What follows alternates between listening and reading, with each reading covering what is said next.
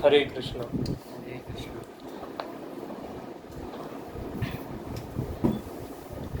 तो हम लोग पहले तो आप सबका स्वागत है हमारे साप्ताहिक भगवद गीता क्लास में। हम लोग चर्चा कर रहे हैं भगवद गीता के दूसरे अध्याय पे। हम लोग ने दूसरे अध्याय का शुरुआत किया था। तो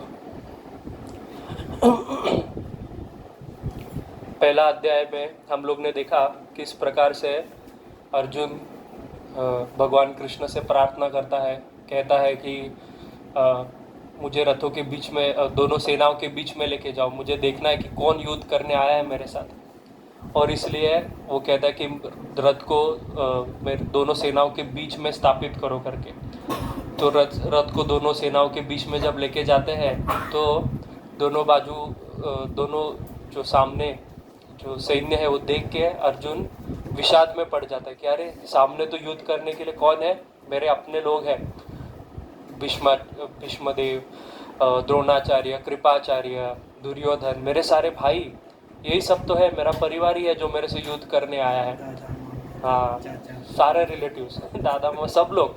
तो उन सबको देख के सोचता है कि अरे आज का ज़माना अलग है, आज बोलेंगे तो हम पहले जाएंगे युद्ध करने को रिलेटिव के साथ। हाँ, वो बोलने का भी जरूरत नहीं पड़ेगा भगवान को, हम लोग तो रेडी है, बराबर। पर तभी का समय ऐसा नहीं था। तभी का समय में भले सामने वाला कितना भी बुरा हमारे साथ रहे, पर जो धर्म आचारी व्यक्ति है, जो धर्म का आचरण करता है या फिर भगवान का जो भक्त है, वो किसी को दुख में नहीं देख सकता और किसी को दुख नहीं दे सकता। ये भक्त का एक लक्षण है। अगर आप खुद को भक्त कहते हो, धर्म आचरण करने वाले व्यक्ति कहते हो और दूसरों को दुख देते हो, तो ये दुख धर्म ही नहीं है, पहला बात। तो इस प्रकार से व्यक्ति कभी भक्त नहीं कहला सकता। भक्त क्या है?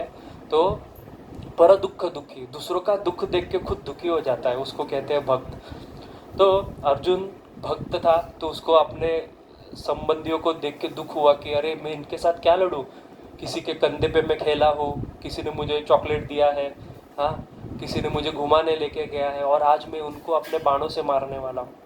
तो ये सोच के उसका हृदय द्रवित हो जाता है कि अरे मुझे अभी युद्ध नहीं करना है, और कहता है कि अभी मैं युद्ध नहीं करूँगा, और मैं अभी नीचे बैठ जाता है रथ पे कि बस हो गया कृष्णा, अभी मुझे युद्ध नहीं करना है। तो फिर ये देख के पिछले बार हम लोग ने चर्चा किया था, शायद हम लोग ने सिर्फ 2 ही श्लोक चर्चा किए थे कि संजय कहता है कि ये देख के तम तथा कृपयाविष्टम आश्रुपूर्णाकुलेक्षणम विषिदंतम इदम वाक्यम उवाच मधुसूदन, कि अर्जुन की ये स्थिति देख के संजय धृतराष्ट्र को बता रहे हैं ना, पता है ना, याद है कि नहीं फर्स्ट कि ये क्या चल रहा है, सीन पता है ना, रिकैप, कि धृतराष्ट्र को जब धृतराष्ट्र ने सबसे पहला श्लोक बोला कि क्या हो रहा है, तो ये सारा चीज संजय बता रहा है धृतराष्ट्र को, युद्ध भूमि पे क्या हो रहा है। तो संजय कहता है कि अरे अभी अर्जुन ने युद्ध करने से मना कर दिया, रथ पे बैठ गया है, उसके आंख में अश्रु पूर्ण कुलेक्षणम, आंख पूरा आंसू से भर गया है, और अभी कह रहा है कि मुझे युद्ध नहीं करना है। ये उसका स्थिति आ गया है, ठीक है। और विषिदंतम इदम वाक्यम, विषाद से उसका वाक्य भर गया और कह रहा है अभी मुझे युद्ध ही नहीं करना है। और फिर ये स्थिति देख के उवाच मधुसूदन, मधुसूदन कौन है? कृष्ण। तो अभी कृष्ण बात कर रहे हैं। तो पिछले बार हम लोग ने चर्चा किया कि श्री भगवान उवाच, अभी तक कृष्णा ने एक भी श्लोक नहीं कहा था, बराबर। ये एक विवेकी व्यक्ति या बुद्धिमान व्यक्ति का लक्षण होता है। जब आपको बोलने को कहा जाए तब आपको बोलना चाहिए, बिना पूछे बिना कहे आपको बताना नहीं चाहिए। इसलिए जब हम हरिनाम 10 नाम अपराध में एक अपराध ये है कि अश्रद्धाधानस्य को, जो अश्रद्धावान है उसको भगवत भक्ति या हरिनाम की महिमा बताना। कुछ कुछ लोग जैसे कि हमारे इस्कॉन के भक्त लोग, उनको बहुत प्रचार करने का बहुत सद्भावना होता है, वो अच्छी बात है, पर ये भी एक अपराध है कि जिसको श्रद्धा नहीं उसको जबरदस्ती जाके अरे तेरे को पता है क्या भगवत गीता, ये वो नहीं। उससे क्या होगा कि उसमें अगर आगे जाके कई भक्ति से जुड़ने का लक्षण भी होगा या फिर थोड़ा बहुत कृपा भी जुड़ा होगा, वो आप उसका नष्ट कर रहे हो, क्योंकि आप उसको बताओगे वो अपराध करेगा, खत्म, सारा सुकृति पे पानी फेर दे। तो इसलिए ये जो प्रचार का कार्य है और कथा करने का कार्य है, ये बहुत उच्च कोटि का स्थिति वाले प्राप्त लोगों को दिया जाता है। और ये तो प्रभु जी का कृपा है कि वो मुझे आके बिठा देते हैं। तो इसलिए हमारे प्रभुपाद जी कहते थे, चैतन्य महाप्रभु कहते हैं कि कृष्णा, हाँ, कहते हैं कि जब तक कृष्ण का कृपा नहीं हो, जब तक कृष्ण ने कृपा नहीं किया, वो व्यक्ति प्रचार नहीं कर सकता। हाँ, कृष्ण शक्ति बिना नाही तारा प्रवर्तन। प्रचार करने का कार्य को बहुत महत्वपूर्ण चीज है कि कृष्ण का शक्ति लगता है। जब कृष्ण कृपा करे वही व्यक्ति प्रचार कर सकता है, नहीं तो क्या हो जाएगा, पूरा गड़बड़ हो जाएगा। एक तो जो भक्त बनेगा वो गड़बड़ बनेगा और एक बनने वाला रहेगा वो नहीं बनेगा। तो इसलिए अगर उसको किया ही नहीं, ऐसे हाँ, आदमी को प्रचार ही नहीं किया, हाँ, समझो गड़बड़ हो गया। हाँ, अगर ऐसे आदमी को प्रचार ही नहीं किया तो कभी तक कैसे बनेगा वो? उसका somebody has to do हाँ, it। उसका वास्तव में मेरे जो शिक्षा गुरु है बहुत सुंदर बात कहते हैं, कमलोचन प्रभु। वो कहते हैं कि वास्तव में अभी हमको प्रचार करने का जरूरत नहीं है, क्योंकि प्रभुपाद ने ऑलरेडी प्रचार किया, हमको सिर्फ मेंटेन करना है। वो मेंटेनेंस से ही सब कुछ हो जाएगा। दूसरा बात है कि भगवान खुद गीता में कहते हैं कि जैसे कि बहुत सारे लोगों का ये प्रश्न रहता है भक्तों का प्राय, अरे प्रभु जी मेरी बीवी भक्त नहीं है, मैं क्या करूं, मेरे बच्चे भक्त नहीं है, बराबर, मेरे पिताजी माताजी भक्त नहीं है, मैं क्या करूं। तो मैं ऐसे लोगों को कहता हूँ पहले तुम पहले भक्त बनो, बराबर। जब तक तुम ये जो बुद्धि है कि ये भक्त नहीं है वो भक्त नहीं है, अरे ऐसा कौन सा व्यक्ति है संसार में जो कृष्ण का भक्त नहीं है। ममय वंशो जीव लोके, सब कृष्ण से ही तो उत्पन्न है, बस वो भूल गया है कि वो कृष्ण का भक्त नहीं है। सभी तो भक्त है, बराबर। तो उच्च जो महाभागवत रहता है, महाभागवत का स्थिति क्या रहता है, भागवतम में बताया कि सबको भक्त देखता है, बराबर। और भक्ति किसको देना है किसको नहीं देना है ये कंप्लीटली कृष्ण का हाथ में, ये कृष्ण ने अधिकार अपने हाथ में रखा है, और जो शुद्ध भक्ति उन्होंने अपने हाथ में रखा है, बराबर। एक तो हमको बहुत पावरफुल आचार्य बनना पड़ेगा, बराबर, ये जरूरी है। मैं नहीं कह रहा हूँ कि हमको प्रचार नहीं करना है, प्रचार कब करना है, पहले सर्वोत्तम हाया अपना का माने दिन, सब पहले सर्वोत्तम बनो, बराबर। आज हम कहते हैं कि अरे मैं प्रचार करूंगा ये करूंगा, पर ये बहुत मुश्किल चीज है प्रचार करना, बराबर। जैसे कि हमारा वो स्थिति नहीं है और हम वो कार्य कर रहे हैं तो क्या होगा, ये मैं कह रहा हूँ, बराबर। और किसको भक्ति देना है किसको नहीं देना है कृष्ण खुद डिसाइड करता है। और कृष्ण का जो भक्त है वास्तव में आज भी आप देखना, इस्कॉन कितना बड़ा संस्था है, बराबर। कृष्ण के भक्ति से जुड़े हुए कितने सारे संस्था है, पर उसमें से सच्ची में भक्त कौन है, विरला। जैसे इधर यहाँ पे इतने सारे लोग बैठे हैं, कोई विरला ही एक इसमें से एक भक्त होगा, बाकी सब तो ऐसे ही है बराबर। तो क्योंकि कृष्ण खुद कहता है कि बहुनाम जन्मना मनते ज्ञानवान माम प्रपद्यते वासुदेव सर्वमिति स महात्मा सुदुर्लभ, बराबर।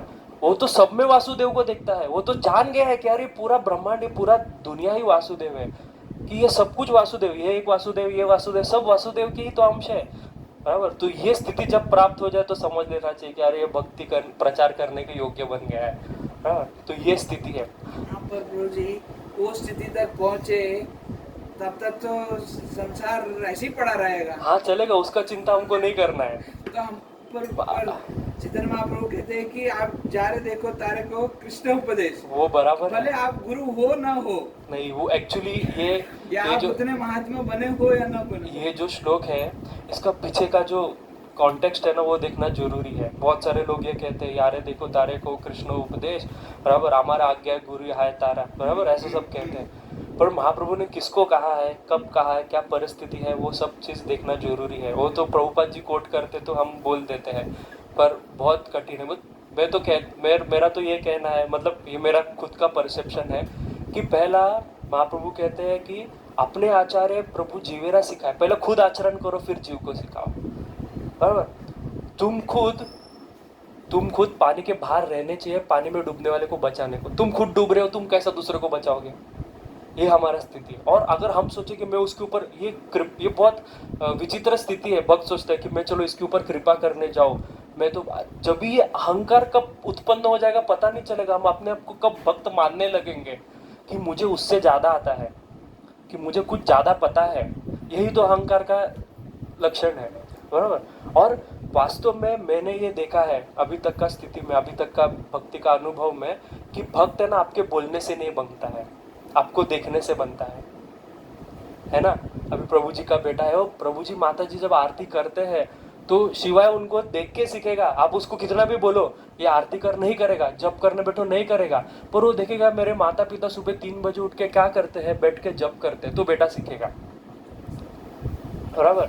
तो मेरा तो कहना है कि आप बोल, प्रभुपाद ने क्या किया था, प्रभुपाद जब फॉरेन में गए थे, आज हम भगवत गीता, हम भारतीय होके भगवत गीता सीख रहे हैं, आज ही हमको इतना डिफिकल्ट होता है भगवत गीता समझने को। ये हमारा कहते हैं ना कि बेसिक बुक है, बेसिक बुक है, हमारा टेक्स्ट बुक है, ये समझने को आज भी किसी को, बड़े बड़े विद्वानों को नहीं समझ में आया। प्रभुपाद फॉरेन में गए, वो मलेच्छ को, जो लोग ड्रग्स लेते थे, हिप्पी थे, रास्ते पे सोते थे, उनका जीवन ही इसमें पड़ा था, उन लोग को क्या तत्व ज्ञान समझेगा। पर प्रभुपाद ने उनको भक्त कैसे बनाया, रसगुल्ला खिला के, गुलाब जाम खिला के। हाँ, वो देखते, उनका यही अटैचमेंट था स्वामी जी से कि अरे स्वामी बहुत मेहनत करता है, बहुत अच्छा आदमी, हमको खिलाता है। ये देखता है अरे भक्त कितना प्रेम कर रहा है, पूरा संसार ने मुझे ठुकरा दिया था। वो क्या सोचते थे हिप्पी लोग, पूरा संसार ने हमको ठुकरा दिया, कोई गवर्नमेंट ने, अमेरिकन गवर्नमेंट ने उनको एक स्ट्रीट दिया था कि यहाँ पे परो मरो, जो करना है करो, पर इधर मत आओ, ऐसा उनको स्थान दिया था। पर उस स्थान में जाके प्रभुपाद ने उनको वहां से उठा के आज पूरे जगत का गुरु बना दिया। तो ये देखा कि अरे ये व्यक्ति मेरे लिए केयर करता है, प्रेम करता है, इससे व्यक्ति भक्त बनता है। तत्व ज्ञान तो दूर का बात है, तत्व ज्ञान तो बाद में आएगा, और ज्ञान भी हम जो चर्चा कर रहे हैं, प्रयास करें। मैं बोलता हूँ ना कि ज्ञान प्राप्त नहीं होता है, क्या होता है, प्रकाश होता है। दिव्य ज्ञान हृदय प्रकाशितो, हाँ, तदामी बुद्धि योगम तम, भगवान खुद बुद्धि देंगे, कोई जरूरत नहीं ज्ञान प्राप्त करने का। ये कथा हो क्यों रहा है, बस क्यों अच्छा लग रहा है, अच्छा लग रहा, हाँ, यही यही यही लक्षण है। शृण्वन्ति स्व कथा कृष्ण पुण्य श्रवण कीर्तन हृदय अंतोस्तीय भद्राणे सुहृद विदुनोति सुहृद सताम। हमको कृष्ण का कथा कान के लिए बहुत अच्छा लग रहा है। कथायन्तश्च माम नित्यम तुष्टन्ति च रमन्ति च, भगवान का कथा हमको तृप्त कर रहा है, यही लक्षण होना चाहिए कथा में आने का। बाकी सब तो दूर का बात है। मैं तो कहता हूँ क्लास में कुछ नहीं समझा तो भी चलेगा, बस आके बैठ जाओ, बस कुछ प्रभु जी जो बोल रहे हैं, कोई भी जो बोल रहा है, कीर्तन अच्छा लग रहा है, मृदंग अच्छा लग रहा है, ये अच्छा लगना ही भगवान के एक एक कदम नजदीक लेके जाएगा। बराबर, बाकी चीज तो बाद में आते रहेंगे। कृष्ण कभी नहीं, ध्रुव महाराज को जब भगवान का दर्शन हुआ, बराबर, ध्रुव महाराज के पास क्या ज्ञान था, 6 साल के बच्चे के पास क्या ज्ञान होगा, बराबर। ज्ञान तो जब शंख उसके गाल को लगा दिया गया तब उसने प्रकट किया, तो भगवान ज्ञान देंगे। भगवान ने क्या देखा, अरे कितना छोटा सा बच्चा, करुणया अवतीर्ण करो, करुणा, कितना छोटा बच्चा इतना तपस्या कर रहा है, क्यों, मुझे देखने को, मुझे प्राप्त करने को, ये उसका मन में इच्छा था। तो भगवान अंदर का जो, हमारे अंदर का जो चेष्टा इच्छा है वो देखता है। आप भले कितना भी करो, इसलिए ये वाक्य क्यों कहते थे महाप्रभु, बहुनाम जन्म नाम, कहते थे कि बहु जन्म यदि करे श्रवण कीर्तन तबु न पाए कृष्ण पदे प्रेम धन। मतलब हम जो कहते कि 64 माला करने वाला व्यक्ति उच्च कोटि का भक्त है, जरूरी नहीं। आज जाके देखो वृंदावन में कितने साढ़े 64 माला, कोई कोई तो 192 माला कर रहा है, पर सब भक्त है क्या? किसी ने घर त्याग दिया है, कोई एक पैर पे खड़ा है, कोई हवा खा के रह रहा है, कोई पानी में रह रहा है, मछली भी पानी में रह रही है, बराबर, बगला भी एक पैर पे खड़ा है, कृष्ण प्राप्ति हुआ क्या? बराबर। तो ये नहीं देखता है कृष्ण, कृष्ण क्या देखता है, तुम्हारे हृदय में मेरे लिए कौन मेरे से प्रेम करता है, बराबर। कृष्ण यही चाहता है कि अरे ये व्यक्ति मुझसे प्रेम करे। जैसा बाप को कैसा लगता है कि अरे मेरा बेटा है और मुझसे प्रेम नहीं करता, बाप को कितना दुख होगा। वो स्थिति भगवान का है, हम बीज प्रदापिता, भगवान का वही स्थिति है कि अरे तुम मेरे बच्चे हो और मेरे से प्रेम नहीं कर रहे, तो वैसा भगवान का स्थिति है। तो आज का जो विषय उस पे आते हैं कि श्री भगवान उवाच। पिछली बार हम लोग ने सिर्फ एक वर्ड पे चर्चा किया था, आपको याद रहेगा कि भगवान उवाच, क्या चर्चा हुआ था, कौन है भगवान, बराबर। आज हम बहुत सारे लोगों के आगे ये उपाधि जोड़ देते हैं कि भगवान ये है वो। आजकल लोगों के नाम के आगे भी, मनुष्य के नाम के आगे भी भगवान ये उपाधि लगा देते हैं, ये वर्ड लगा देते हैं, भगवान, बड़ा भगवान शर्मा, भगवान ये, ऐसा करके कुछ भी बोल देते। पर भगवान है कौन, ये पिछले बार हम लोग ने चर्चा किया था। हम लोग ने वेदों से प्रमाण दिया, हाँ, हम लोग ने पुराणों से प्रमाण दिया, हम लोग ने उपनिषदों से प्रमाण दिया कि भगवान है कौन। ठीक है, तो अभी वापस इतना बड़ा, सब कुछ नए लोग हैं तो वापस इतना बड़ा चर्चा करना, तो आज का पूरा क्लास वापस रिपीट हो जाएगा।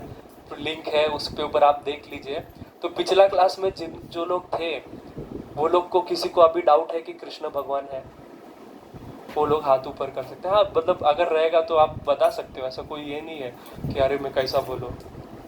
ये कोई शक्ति नहीं है कि भगवान कौन है ये जानना बहुत जरूरी है। तो पिछली बार हम लोग ने ये चर्चा करके, जो लोग नए हैं उनको कह रहा हूँ, पिछली बार हम लोग ने वेद शास्त्र गुरु साधु इन सबके प्रमाणों से ये स्थापित किया था कि स्वयं भगवान कौन है, वो कृष्ण है।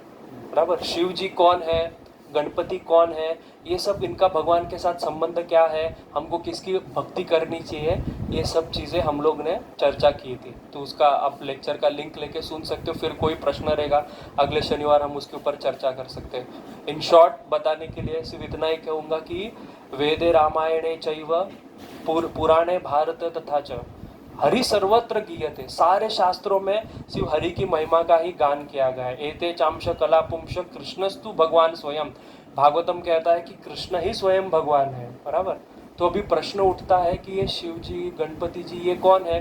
कुछ लोग इनको भगवान कहते, तो ये भगवान है? तो ये लोग भगवान नहीं, ये लोग भगवान के क्या है, सेवक है, प्रियकर है, भगवान के परिवार के लोग हैं।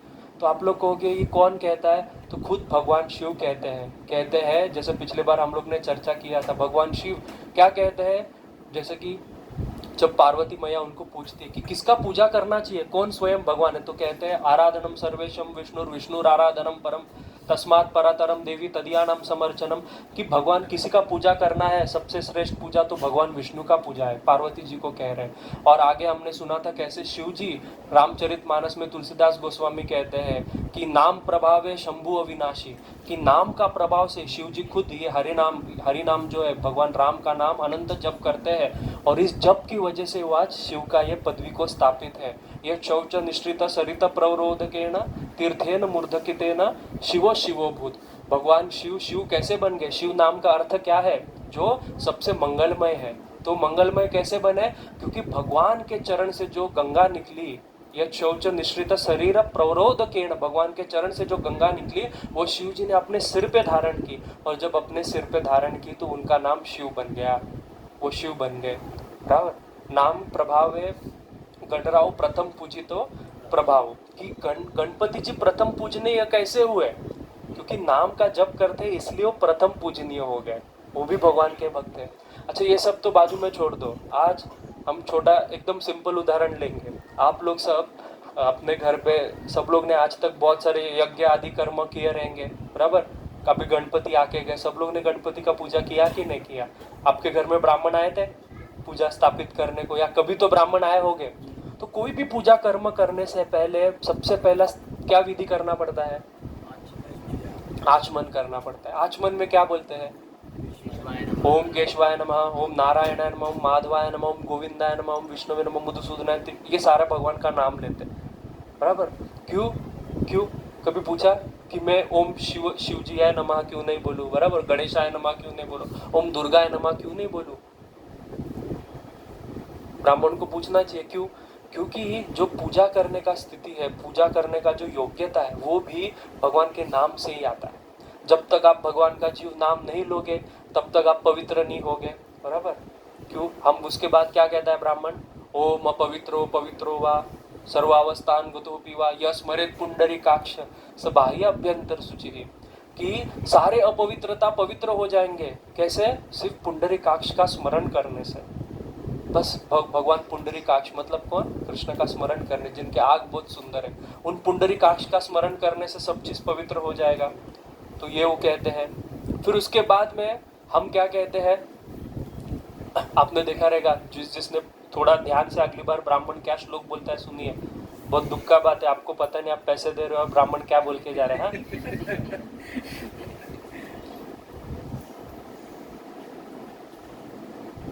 तो उसके बाद में ब्राह्मण कहता है तदैव लग्नम सुदिनम तदैव तारा बलम चंद्र बलम तदैव। बराबर, दैव बलम, बराबर, फिर वो क्या कहता है कि तदैव लग्नम, जितने भी सारे लग्न है, मतलब क्या मुहूर्त है, तदैव लग्नम सुदिनम तदैव, सारे दिन सुदिन हो जाएंगे। तारा बलम, तारा का जो तारा मंडल है उसका बल अच्छा हो जाएगा, ठीक हो जाएगा। चंद्र का बल ठीक हो जाएगा, दैव का बल ठीक हो जाएगा। कैसा बल ठीक हो जाएगा? तेग्री युगम चरणामृत स्मरामी, जब मैं भगवान विष्णु और लक्ष्मी का चरण का स्मरण करूंगा तो आपको जो शुभ मुहूर्त भी प्राप्त होता है भगवान का कृपा से प्राप्त होता है, बराबर। फिर बाद में जो वेद का मंत्र हम लोग उच्चारण करेंगे, आप गणपति का मंत्र उच्चारण करो, दुर्गा का मंत्र उच्चारण करो, शिव जी का उच्चारण करो। सबसे पहला ब्राह्मण को क्या बोलना पड़ता है मंत्र में शक्ति लाने को? हरि ओम, बराबर। फिर वो भी सब छोड़ दो। अभी हम लोग ने गणपति का आरती गाया, सारा गणपति का आरती गाते, सुख करता दुख हरता, बराबर, लौथौती विकलाणा ब्रह्मांडी माला, सब सारा आरती गा के एकदम लास्ट में क्या कहना पड़ता है आपको? गालिंग लोटांगन वदी न चरण डोया न पाही न रूप तुझे। फिर आगे नहीं प्रेमिया। हाँ, अच्छा कौन बोला है? नहीं, क्या लोग हैं, देखो ये हमारा भारतीय लोग उसी श्लोक में उसी उसी अभंग में गहर है। मणे नामा, नामदेव महाराज, नामदेव महाराज, हम लोग नमा बोलते हैं। हाँ, तो वो गणपति का आरती भी तो कुछ कुछ बोलते हैं ना, दीपक जोशी नमोस्तुते कहते हैं, जोशी को बुलाते हैं, तो कौन जोशी? हाँ, तो घालिंग लोटांगन वदीन चरण नामदेव महाराज कह रहे हैं। फिर उसके बाद में क्या कहते हैं? कायेन वाचा मनसेन्द्रिये वा बुद्ध्यात्मना वा प्रकृति स्वभावा करोमि यत् सकलम परस्मै नारायण इति समर्पयामि। कहाँ का श्लोक है? भागवतम, बराबर। कि जो भी मैंने आज किया ना, भगवान गणपति जी को कहते हैं कि आज भी जो भी मैंने आपका पूजा किया ना, इसमें कुछ भी त्रुटि रहेगा, कुछ भी गड़बड़ रहेगा ना, आप कृपया करके स्वीकार करिए। मैं नारायण का दास हूँ। इसलिए गणपति का आरती में रामदास महाराज कहते हैं, दास रामाचा वाट पाहे सदना, बराबर, कि मैं राम जी का दास हूँ, मैं आपका घर पे इंतजार कर रहा हूँ। ये देख के ही गणपति खुश हो जाते हैं। ये जो हमारे आचार्यों ने ये सारा आरती का पद्धति दिया है, क्यों दिया है? ऐसा ही नहीं कि चलो ये अच्छा लगा, एंड में बहुत अच्छा लगता है, हरे कृष्णा अच्छा लगता है, इसलिए नहीं दिया है। ये कोई टाइम पास नहीं है, इसके पीछे सिद्धांत है। ये सिद्धांत क्या है कि भागवतम में कहा गया है कि तो श्लोक क्या है? सर्वम करोति निश्चिद्रम, मंत्रता तंत्रता छिद्रम, सर्वम करोति निश्चिद्रम, देश काल हराह च तव नाम अनुसंकीर्तनम। मतलब क्या कि जब भी हम पूजा करते हैं तो ब्राह्मण कभी कभी किधर किधर से घूम के आता है, टॉयलेट जाता है, बराबर, अपवित्र होगा, गड़बड़ हो गया, पूजा में हमारे पास फूल में अशुद्धि हो गई, बराबर, कोई सामग्री, आज हम जो घी यूज करते हैं उसका तो अलग ही कथा है, बराबर। उसमें अगर मैं जाऊंगा तो आप लोग घी खाना छोड़ दोगे, बराबर, तो मैं उसमें नहीं जाना चाहता। मतलब कौन सा? ये जो मार्केट में मिलता है, हाँ, बराबर, वो घी कितना अशुद्ध रहता है, पर हम उसका ये लगाते हैं। अभी तो लोग कैंडल लगाने लगे भगवान के सामने, कितना खराब चीज है। कैंडल कहाँ से आता है पता है क्या? जो फॉसिल फ्यूल होता है, फॉसिल फ्यूल जानते हैं ना, उसका जो वेस्ट रहता है वो वैक्स रहता है, तो वो गंदगी को हम भगवान को लगा रहे हैं। हाँ, डेकोरेशन, क्यों फूल का डेकोरेशन कम लग रहा है? हाँ, तो बेवकूफ़ी चल रहा है बस, बाकी कुछ नहीं। तो बहुत सारा पूजा में त्रुटि हो जाता है ना। हमको मंत्र, अभी हमारा स्थिति देखा, मणे नामा करके हम बोल रहे हैं, पर बोल रहे तुकाराम महाराज ने लिखा है, ये हमारा गड़बड़ है, पूरा हमारा स्थिति ही गड़बड़ है।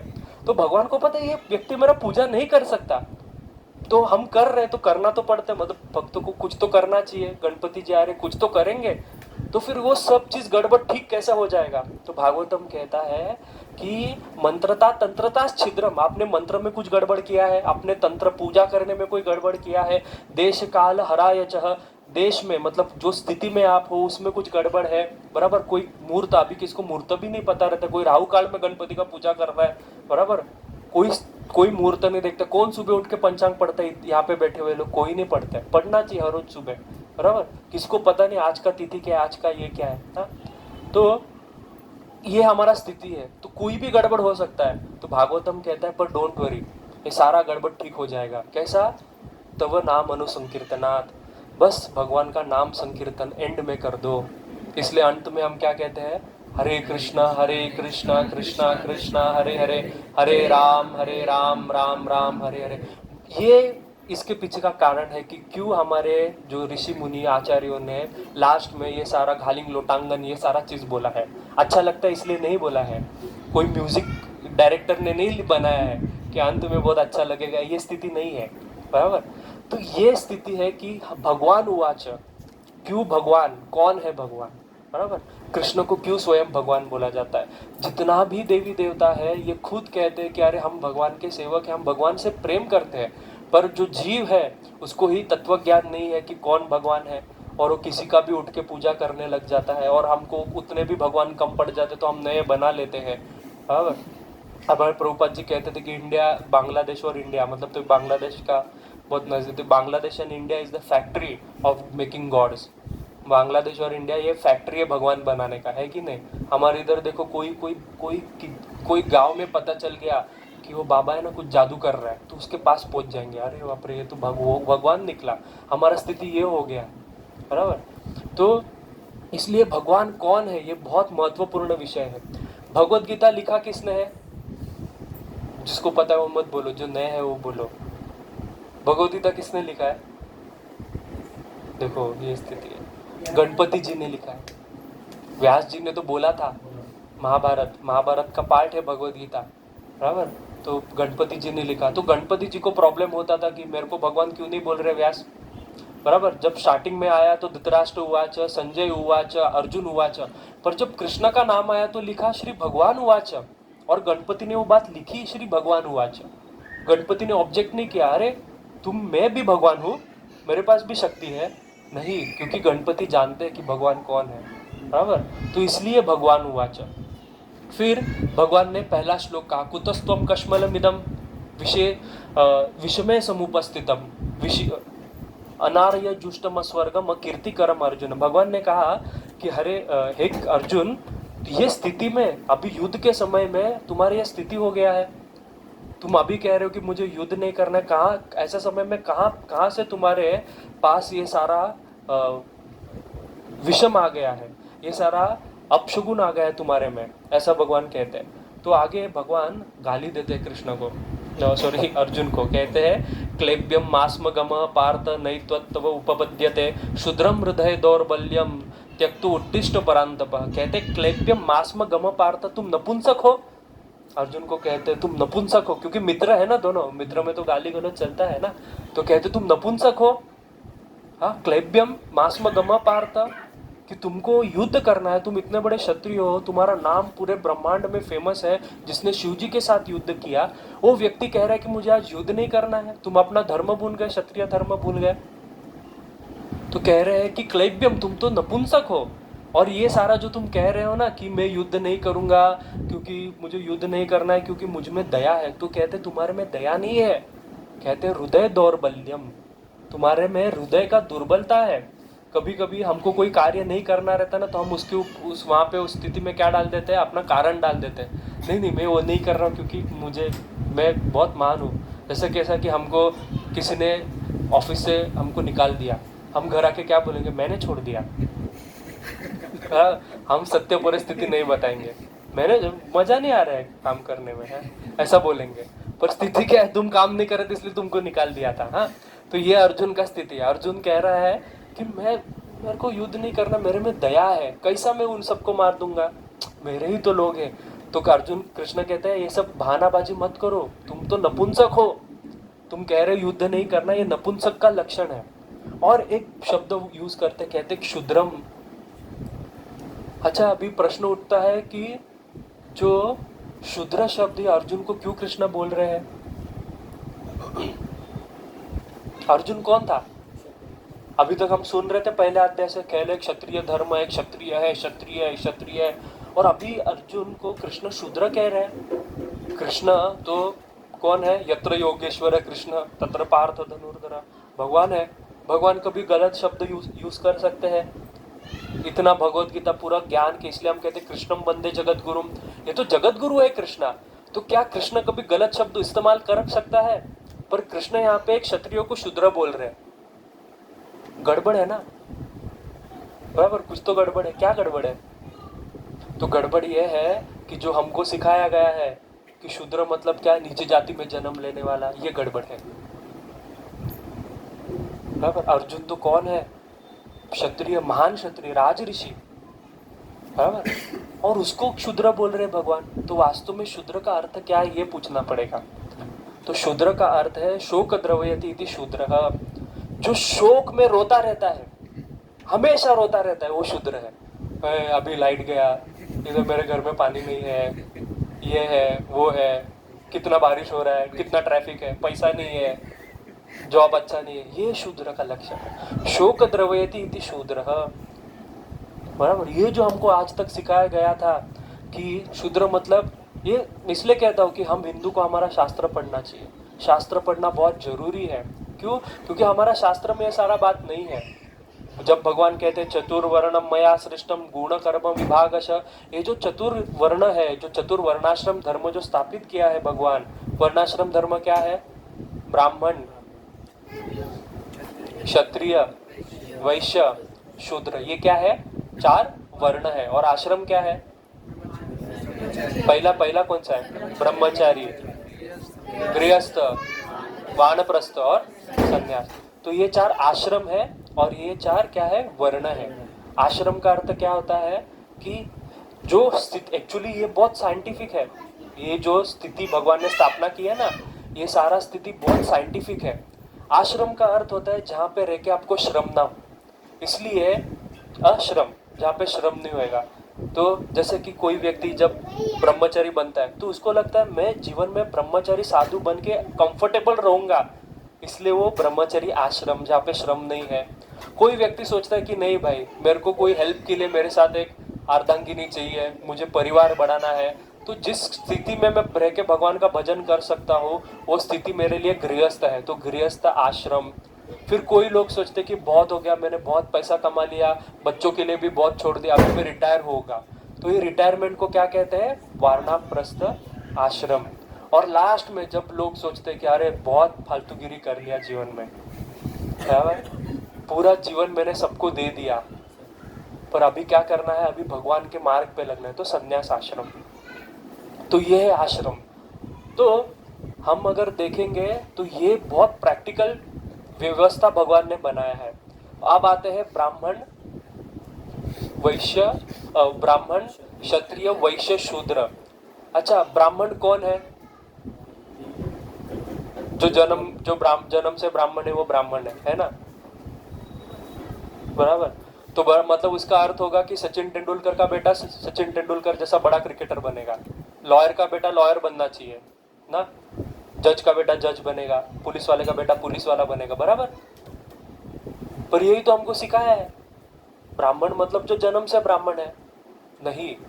ब्राह्मण का अर्थ है कि जन्मजा जायते शूद्र संस्कारात् द्विज उच्यते, वेद पाठात् भवेत् विप्र ब्रह्म जानाति इति ब्राह्मण। कि जन्म से तो सब शूद्र ही जन्म लेते हैं। जन्म जब होता है कलो शूद्र संभव, कलयुग में तो ये ब्राह्मण ये सारा चीजें ही नहीं। आजकल के ब्राह्मण का परिस्थिति में कोई ब्राह्मण द्वेषी नहीं हूँ, क्योंकि यहाँ पे सब लोगों को पता है कि ब्राह्मण का महिमा क्या है, वो भी मैं बताता हूँ, पर जो सच्ची ब्राह्मण है उनका महिमा बताता हूँ। और ऐसे ब्राह्मण का तो हमारे महाप्रभु कहते हैं चरण का अगर पानी धो के आप पियोगे तो आपके सारे बीमारी दूर हो जाओगे, अगर जो शुद्ध ब्राह्मण है तो। हाँ, तो ब्राह्मण कौन है? सारे पहले तो जन्मजा जायते शूद्र, सब जन्म से शूद्र ही पैदा होते हैं। संस्कारात् द्विज उच्यते, जब उस व्यक्ति को संस्कार दिए जाएंगे, बराबर।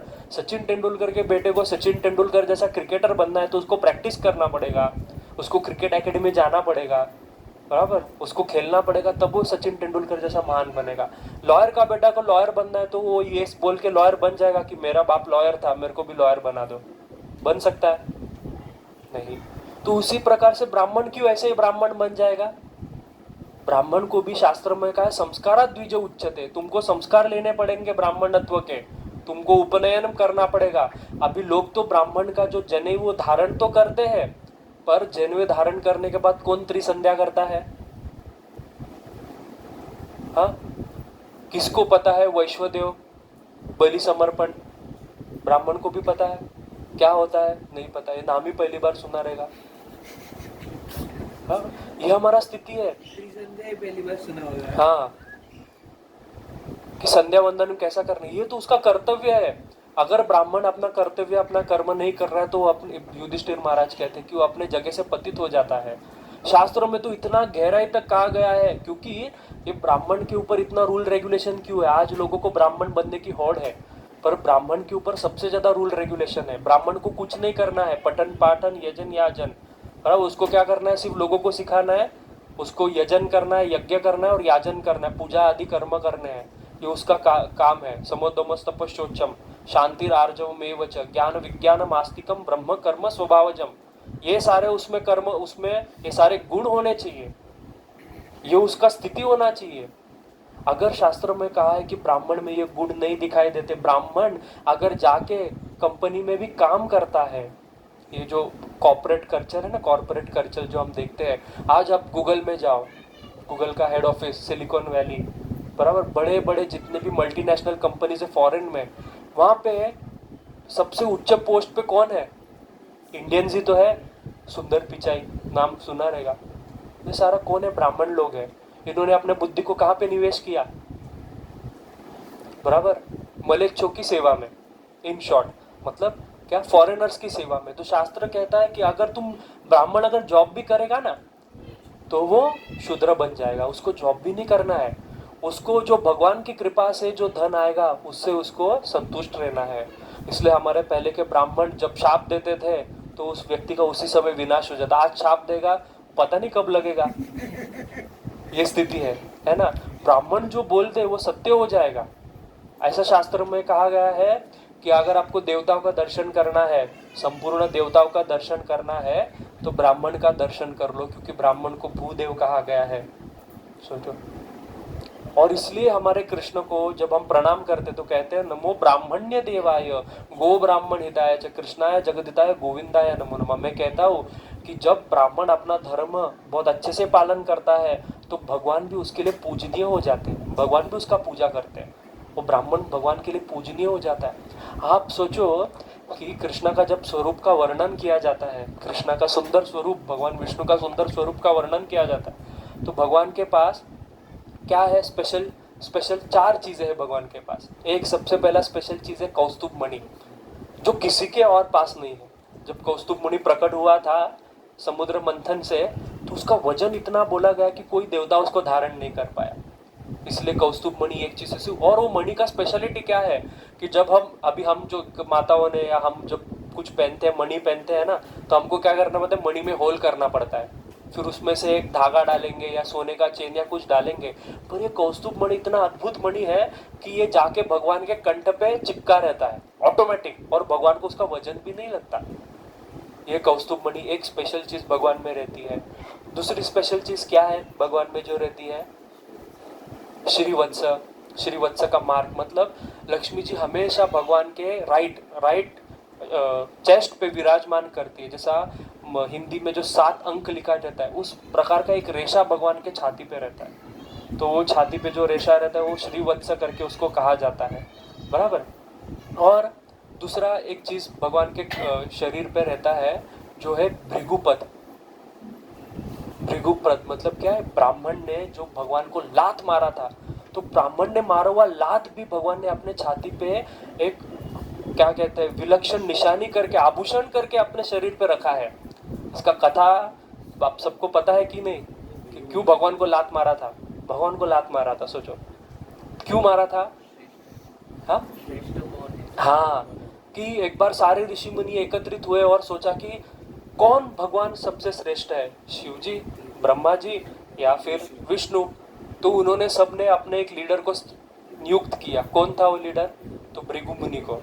तो भृगु मुनि को नियुक्त किया, और भृगु मुनि को नियुक्त करके उन्होंने कहा कि आप जाके ढूंढो कि कौन सबसे बड़ा सबसे श्रेष्ठ भगवान है। तो सबसे पहले जाते हैं ब्रह्मा जी के पास, बराबर, ब्रह्मा जी के पुत्र ही है भृगु।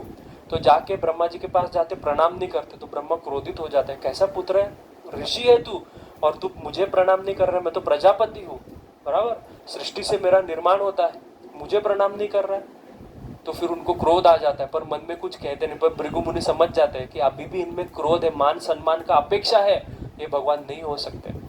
तो जाते हैं शिव जी के पास, जो उनके भाई है शिव जी। हाँ, तो शिव जी के पास जाते हैं भृगु मुनि, तो शिव जी को देख के प्रणाम नहीं करते हैं, वो तो परीक्षा ले रहे तो प्रणाम नहीं करते, और शिव जी को कहते हैं "ये क्या तुम ऐसे नंगे पुंगे बैठे रहते हो, बराबर, कुछ कपड़ा नहीं पहनते हो, गले में क्या बिच्छू सांप लटका के घूमते हो"। शिव जी कुछ नहीं बोलते। फिर बाद में वो कहते तुमको थोड़ा शर्म आना चाहिए कि तुम्हारे बाजू में तुम्हारी पत्नी पार्वती बैठी है। तो जब ये सुनते हैं तो शिव जी इतना क्रोधित हो जाते हैं, अपना तीसरा आँख खोल के मारने वाले रहते हैं, पर याद आ जाता है ब्राह्मण इसको छोड़ देना चाहिए करके, मेरा भाई। ये कहते इधर से निकलो नहीं तो तुमको यहीं पे भस्म कर दूंगा। तो फिर शिव भृगु मुनि समझते कि इनको भी अभी तक थोड़ा बहुत क्रोध है, मान अपमान है, हाँ, तो ये भी भगवान नहीं हो सकते। तो जाते विष्णु के पास, विष्णु सोए रहते हैं अपने शेष शैया पे, लक्ष्मी जी उनके चरण कमल दबारी रहती है। तो जाते हैं और कुछ बोलते नहीं है, ये टाइम विष्णु की और कठिन परीक्षा लेते हैं, जाके जोर से विष्णु के छाती पे लात मार देते। तो लक्ष्मी जी एकदम हैरान हो जाती है, क्या किया? तो भगवान उस भृगु मुनि के चरण अपने हाथ में लेके कहते हैं, अरे ब्राह्मण देव, उनके चरण दबाने लगते हैं। कहते हैं आपके चरण तो अभी दर्द कर रहे होंगे, क्योंकि मेरा छाती तो कठोर है, वक्षस्थल जैसा कठोर मेरा वक्षस्थल है, वज्र जैसा, और आपके चरण इतने नरम है, इतने मुलायम है, आपको कहीं दर्द ना हो, लाओ मैं उसको दबा दूं। ये भगवान का स्वभाव है। तो ये देख के भृगु मुनि डिसाइड करते यही भगवान हो सकते। तो माफी मांगते हैं कि मैंने, क्षमा करो, मैंने परीक्षा के लिए किया। तो भगवान तो ब्राह्मण से इतना प्रेम कहते, भगवान कहते कि नहीं, ये चिन्ह मैं हमेशा अपने हृदय पे स्थापित करके रखूंगा कि मैं ब्राह्मणों से कितना प्रेम करता हूँ। पर ये देख के पत्नी को तो बहुत गुस्सा आ गया। पति का अपमान, पत्नी को गुस्सा आना चाहिए, है ना। आजकल उल्टा होता है, पत्नी पति को कोई बोलता है तो पत्नी कहती है और बोलो, जरा बताओ इसको, समझाओ जरा। ऐसा नहीं होना चाहिए, पति का सम्मान करना चाहिए। मेरे लिए नहीं कह रहा मेरी पत्नी सोचे कि मेरे लिए बोल रहा है कि मेरे को सब, ऐसा नहीं है, पर वास्तव में तो वो अलग विषय हो जाए। हम लोग पिछली बार बहुत बड़ा उसके ऊपर भी क्लास में चर्चा किया है, क्या विषय नहीं है, भगवद गीता में सब कुछ है ना। तो पत्नी को गुस्सा आ गया लक्ष्मी जी को, तो लक्ष्मी जी ने उस दिन शाप दिया ब्राह्मण को, सारे ब्राह्मण समाज को, कि मैं तुम्हारे घर में कभी वास नहीं करूंगी। इसलिए आज भी आप देखते हो ब्राह्मण बेचारा गरीब रहता है, एक भृगु मुनि की वजह से तो ये स्थिति है। तो भगवान का ये और एक लक्षण है कि भृगु पद रहता है। और एक स्पेशल चीज सिर्फ भगवान के पास है, वो है शेष शैया, भगवान का बेड आ जाता है ना, किंग्स क्या क्या कौन सा बेड है वो, किंग साइज, हाँ किंग साइज बेड, कौन सा मैट्रेस, स्लीप वेल मैट्रेस, ऐसा सब रहता है। तो भगवान का बेड बहुत स्पेशल है, वो किसी के पास नहीं है पूरा ब्रह्मांड में, सिर्फ भगवान के पास है, वो है शेष शैया। ये चार चीज जिसके पास है वो भगवान है, भगवान का बेड में आता है उसमें, ये आचार्य गण कहते हैं। तो शूद्र, ब्राह्मण, वैश्य और क्षत्रिय, तो भगवान यहाँ पे अर्जुन को शूद्र कह रहे हैं, बराबर। तो हम इससे समझते हैं कि ये जो जन्म से कोई व्यक्ति ब्राह्मण नहीं बन सकता। और जो लोग ये कहते भी है कि अरे शूद्र मतलब नीची जाति का या फिर है, आप देखना ब्राह्मण का कार्य इतना श्रेष्ठ माना जाता है। जब भी आपके घर में यज्ञ होगा, पूजा पाठ होगा, सबसे पहला आपको पूजा पाठ के लिए सामग्री लगेगी, बराबर, बर्तन आदि लगेगा, कहाँ से लेके आओगे? वैश्य से लेके आओगे, सबसे पहला पैसा वैश्य कमाएगा, बराबर। दुकानदार के पास, वैश्य मतलब बिजनेसमैन, बेसिकली उसको वैश्य बोलते हैं। बिजनेसमैन को सबसे पहला पैसा मिलता है क्योंकि उससे सामग्री लेंगे, फिर दूसरा हम क्या, बर्तन आदि सब कुछ लेके आएंगे, बराबर। तो फिर वो हम फूल जाके लेके आएंगे, वो सारा चीज वैश्यों से लेके आएंगे, वैश्यों को सबसे पहला। जब वैश्य को पैसा मिलेगा तो वो शूद्र को देगा, बराबर। क्षत्रिय जो यज्ञ कर रहा है वो क्षत्रिय है, जो यज्ञ करता है उसको, वो तो अपना धन से सारा चीज चला रहा है। ब्राह्मण पैसा कब कमाता है? जब सारा यज्ञ हो जाएगा, सब कुछ हो जाएगा, खत्म हो जाएगा, तब ब्राह्मण कमाएगा। पहले ये तो अभी का यज्ञ का स्थिति, हम यज्ञ भी ठीक से नहीं करते हैं। पहले का काल में जब यज्ञ होता था उस समय का स्थिति बताता हूँ, जब वास्तव में यज्ञ होते थे। अभी का यज्ञ है ही नहीं, अभी यज्ञ हो ही नहीं सकते, ठीक है। तो जो यज्ञ होते थे पहले, उस समय कैसा होता था, पहले शूद्र को बुलाया जाता था, शूद्र मंडप बांधेगा, मंडप बांध के शूद्र को पैसा दे के यजमान को भेजना चाहिए कि जाओ तुम्हारा सारा हिसाब खत्म हो गया। फिर शूद्र चला जाता था, फिर बाद में वैश्य आके वहाँ पे सारा सामग्री रखता, तो वैश्य का पैसा दिया जाता था। फिर यज्ञ का रक्षा करने को क्षत्रिय को बुलाया जाता था, क्षत्रिय राजा यज्ञ का रक्षा करता था। फिर बैठ के ब्राह्मण पूजा करता था, और यज्ञ भी कितने दिन चलते थे, ऐसा नहीं कि एक दिन। अभी क्या ब्राह्मण 2 घंटे में यज्ञ करके निकल जाता है। पहले वो हजारों करोड़ों वर्ष यज्ञ चलते थे, बराबर। तो यज्ञ होने के बाद सोचो करोड़ वर्ष ब्राह्मण को दक्षिणा मिलती थी, ये स्थिति था। तो सोचो ब्राह्मण का जन्म क्या महान जन्म है, इसलिए तो पूजनीय है, इसलिए तो भूदेव बोला गया है। पर आज का स्थिति में ब्राह्मण समाज अपना सारा चीज छोड़, क्योंकि उनका गलती नहीं है, गलती हमारा है। उनको दोष नहीं दे रहा, हमको खुद को दोष दे रहा। आज भी हम जब हमारा शादी करवाते हैं, है ना, शादी में हम केटरर्स को 50 लाख रुपए देते हैं, एक डिश 2000 रुपए का, बराबर। क्यों? दिखाने के लिए, सबको अच्छे से खाना मिलना चाहिए, दिखाने के लिए मेरा बेटी का शादी, मेरे बेटे का शादी क्या धूमधाम से किया। डीजे वाले को हम 4 दिन रखेंगे, डीजे बजवाएंगे, उसको 50-60 हजार रुपए दे देंगे। हाँ, खुद का कपड़ा, जो अभी मैंने भी मेरा शादी हुआ था, हमको पता है ना, आपका भी शादी हुआ प्रभु जी, आपने जो शेरवानी पहना था वो वापिस पहना, उसके लिए हम लोग ने कहीं नहीं 10-20 हजार रुपए कहीं नहीं गए, है कि नहीं। माता जी का लहंगा कितने का होगा पूछो, हाँ, माता जी का साड़ी पूछो, हम पहनते ही नहीं, वो किधर नहीं 50-60 हजार रुपए गए। पर जब ब्राह्मण आया, ब्राह्मण ने बोला पूजा का दक्षिणा कितना होगा, 7,000। 2 घंटे का 7,000। अरे आप सोचो मूर्ख हो कि अगर ब्राह्मण नहीं होगा तो तुम्हारा शादी होगा क्या? डीजे वाला नहीं रहेगा तो शादी हो सकता है, खाना नहीं रहेगा तो भी शादी हो सकता है, बराबर। घोड़ा गाड़ी नहीं रहेगा तो भी शादी हो सकता है, कपड़ा सादा रहेगा तो भी शादी हो सकता है। ब्राह्मण नहीं रहेगा तो शादी हो सकता है क्या? तो ब्राह्मण इतना जरूरी है।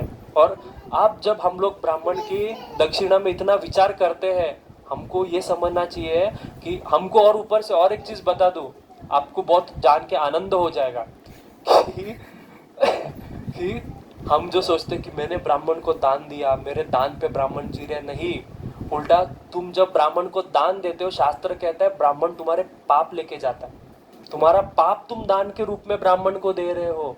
और वही ब्राह्मण को जाके, जो मैंने कहा ना विश्व बलिदेव यज्ञ, वो उसको वो करना पड़ता है। मतलब कि आपसे दक्षिणा लेके जाएगा बेचारा, मतलब पूरा मेहनत भी करेगा, दक्षिणा भी लेके जाएगा, फिर रात को शाम को जाके उसको यज्ञ करना पड़ेगा कि भगवान मैंने पता नहीं किन किन के घर पे यज्ञ आदि कर्म किए, उनके जो भी पाप रह गए उनको क्षमा कर दो, मैं वो सारे पाप मेरे साथ लेकर आओ, ये लो यज्ञ में अर्पित करो। आपके पाप लेके जाता है दक्षिणा, मतलब ये ब्राह्मण का कार्य।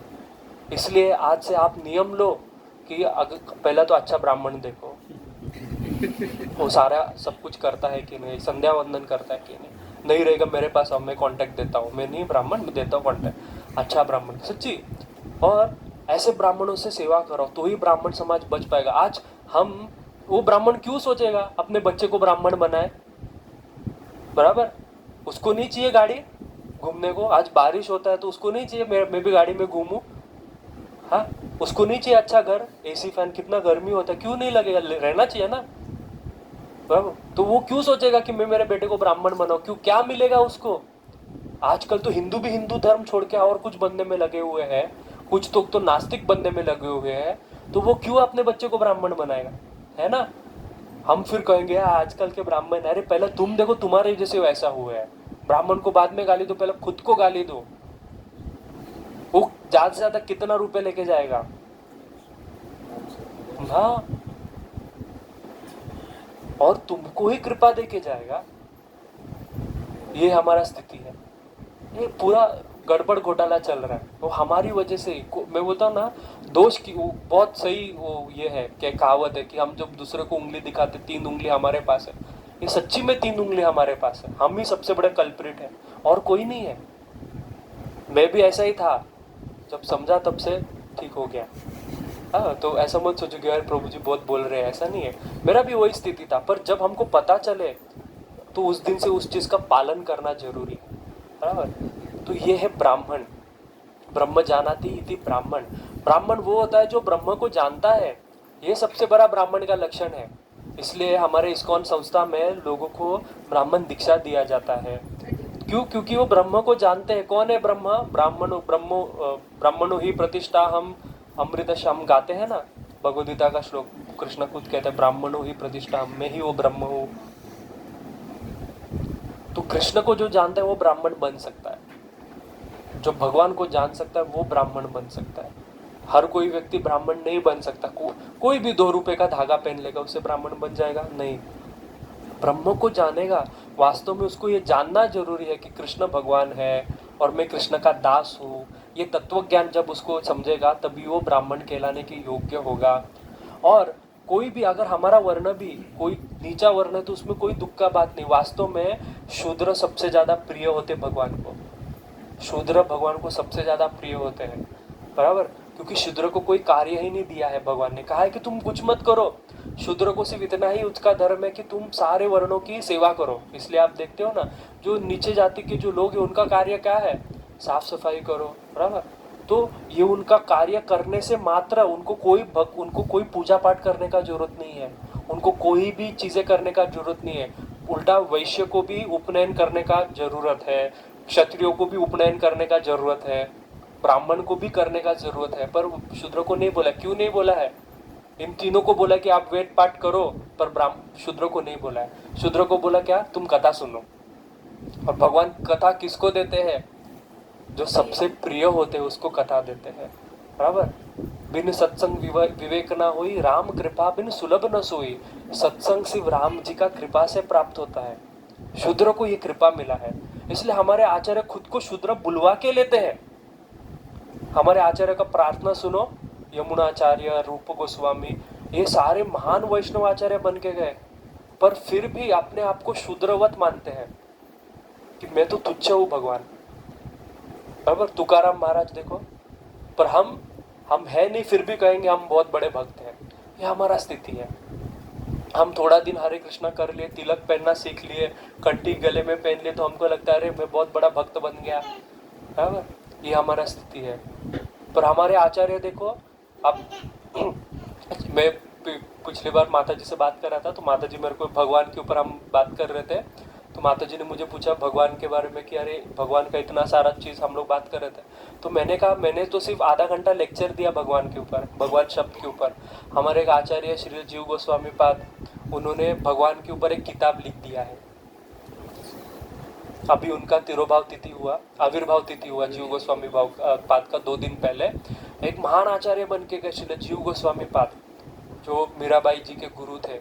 बहुत कम लोग को पता है, मीराबाई उनके आश्रय में रह के भजन की वृंदावन में 25 साल तक। तो ये जो जीव गोस्वामी पाद है, इनका वैशिष्ट, इनका क्या बोलते हैं, स्पेशलिटी क्या है?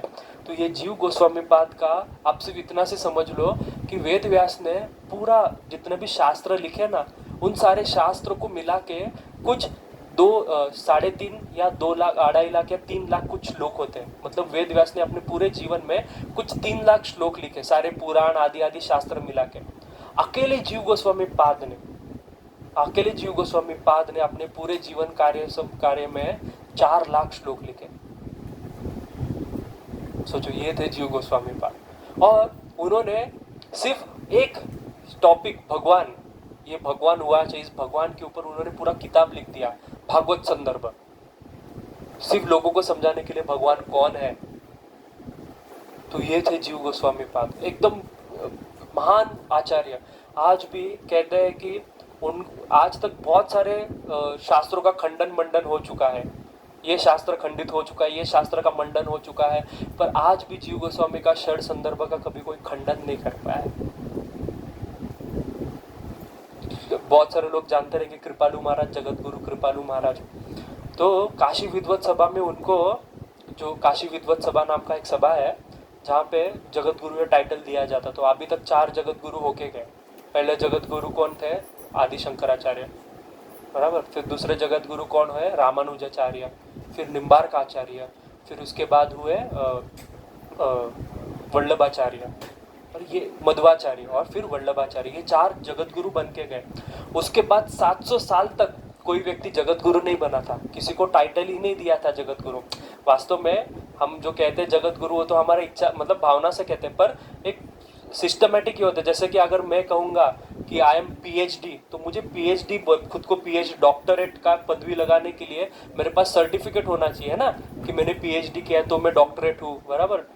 तो उसी प्रकार से जगत गुरु ये टाइटल वही व्यक्ति को मिल सकता है जिसने प्रस्थानत्रयी नामक 3 ग्रंथों पे भाष्य लिखा है, ये सारा टेक्निकल है। तो मैं कहने का ये बात है कि काशी विद्वत सभा ये हमारे हिंदू धर्म का एक विद्वत सभा है जहाँ पे 500 से ज़्यादा विद्वान रहते हैं जो हमारा सारा चीज़ों का ऊपर ध्यान रखते हैं कि क्या होना चाहिए, कौन सा कोई गड़बड़ चल रहा है क्या, तो ये सारा चीज़ उसमें डिस्कस होता है हमारे पूजा पाठ आदि सब के ऊपर। तो उन्होंने ये 700 साल बाद ये एक टाइटल जगत गुरु कृपालु महाराज को दिया। क्यों दिया पता है आपको? क्योंकि जगत गुरु कृपालु महाराज ने कंटिन्यू 10 दिन तक लेक्चर दिया था काशी विद्वत सभा में 500 विद्वान ब्राह्मणों के सामने। और पता है उनका जो सोर्स क्या था नॉलेज का? ये षड संदर्भ। सोचो वो पढ़ के वो व्यक्ति जगत गुरु बन गया। He was the 5th Jagat Guru after 700 years. हमारे आचार्यों को ये सब में इंटरेस्ट नहीं, इसलिए वो बोलते हम कीर्तन करके खुश हैं। तो हमारे आचार्य ये सब में नहीं पढ़े। तो कह रहा हूँ कि देखो जो व्यक्ति हमारे अभी के एक डिवोटी है, प्रोफेसर है ऑक्सफोर्ड यूनिवर्सिटी में, राधिका रमन प्रभु, आप जानते रहेंगे डॉक्टर राधिका रमन प्रभु। तो राधिका रमन प्रभु वो खुद पीएचडी कर रही जीव गोस्वामी का संदर्भ पे, और उनको ऑक्सफोर्ड में पीएचडी भी मिल गया है। पता है आपको क्यों? क्योंकि जीव गोस्वामी ने 6 किताब लिखे। उन्होंने अनंत किताब, ये 6 बहुत फेमस है।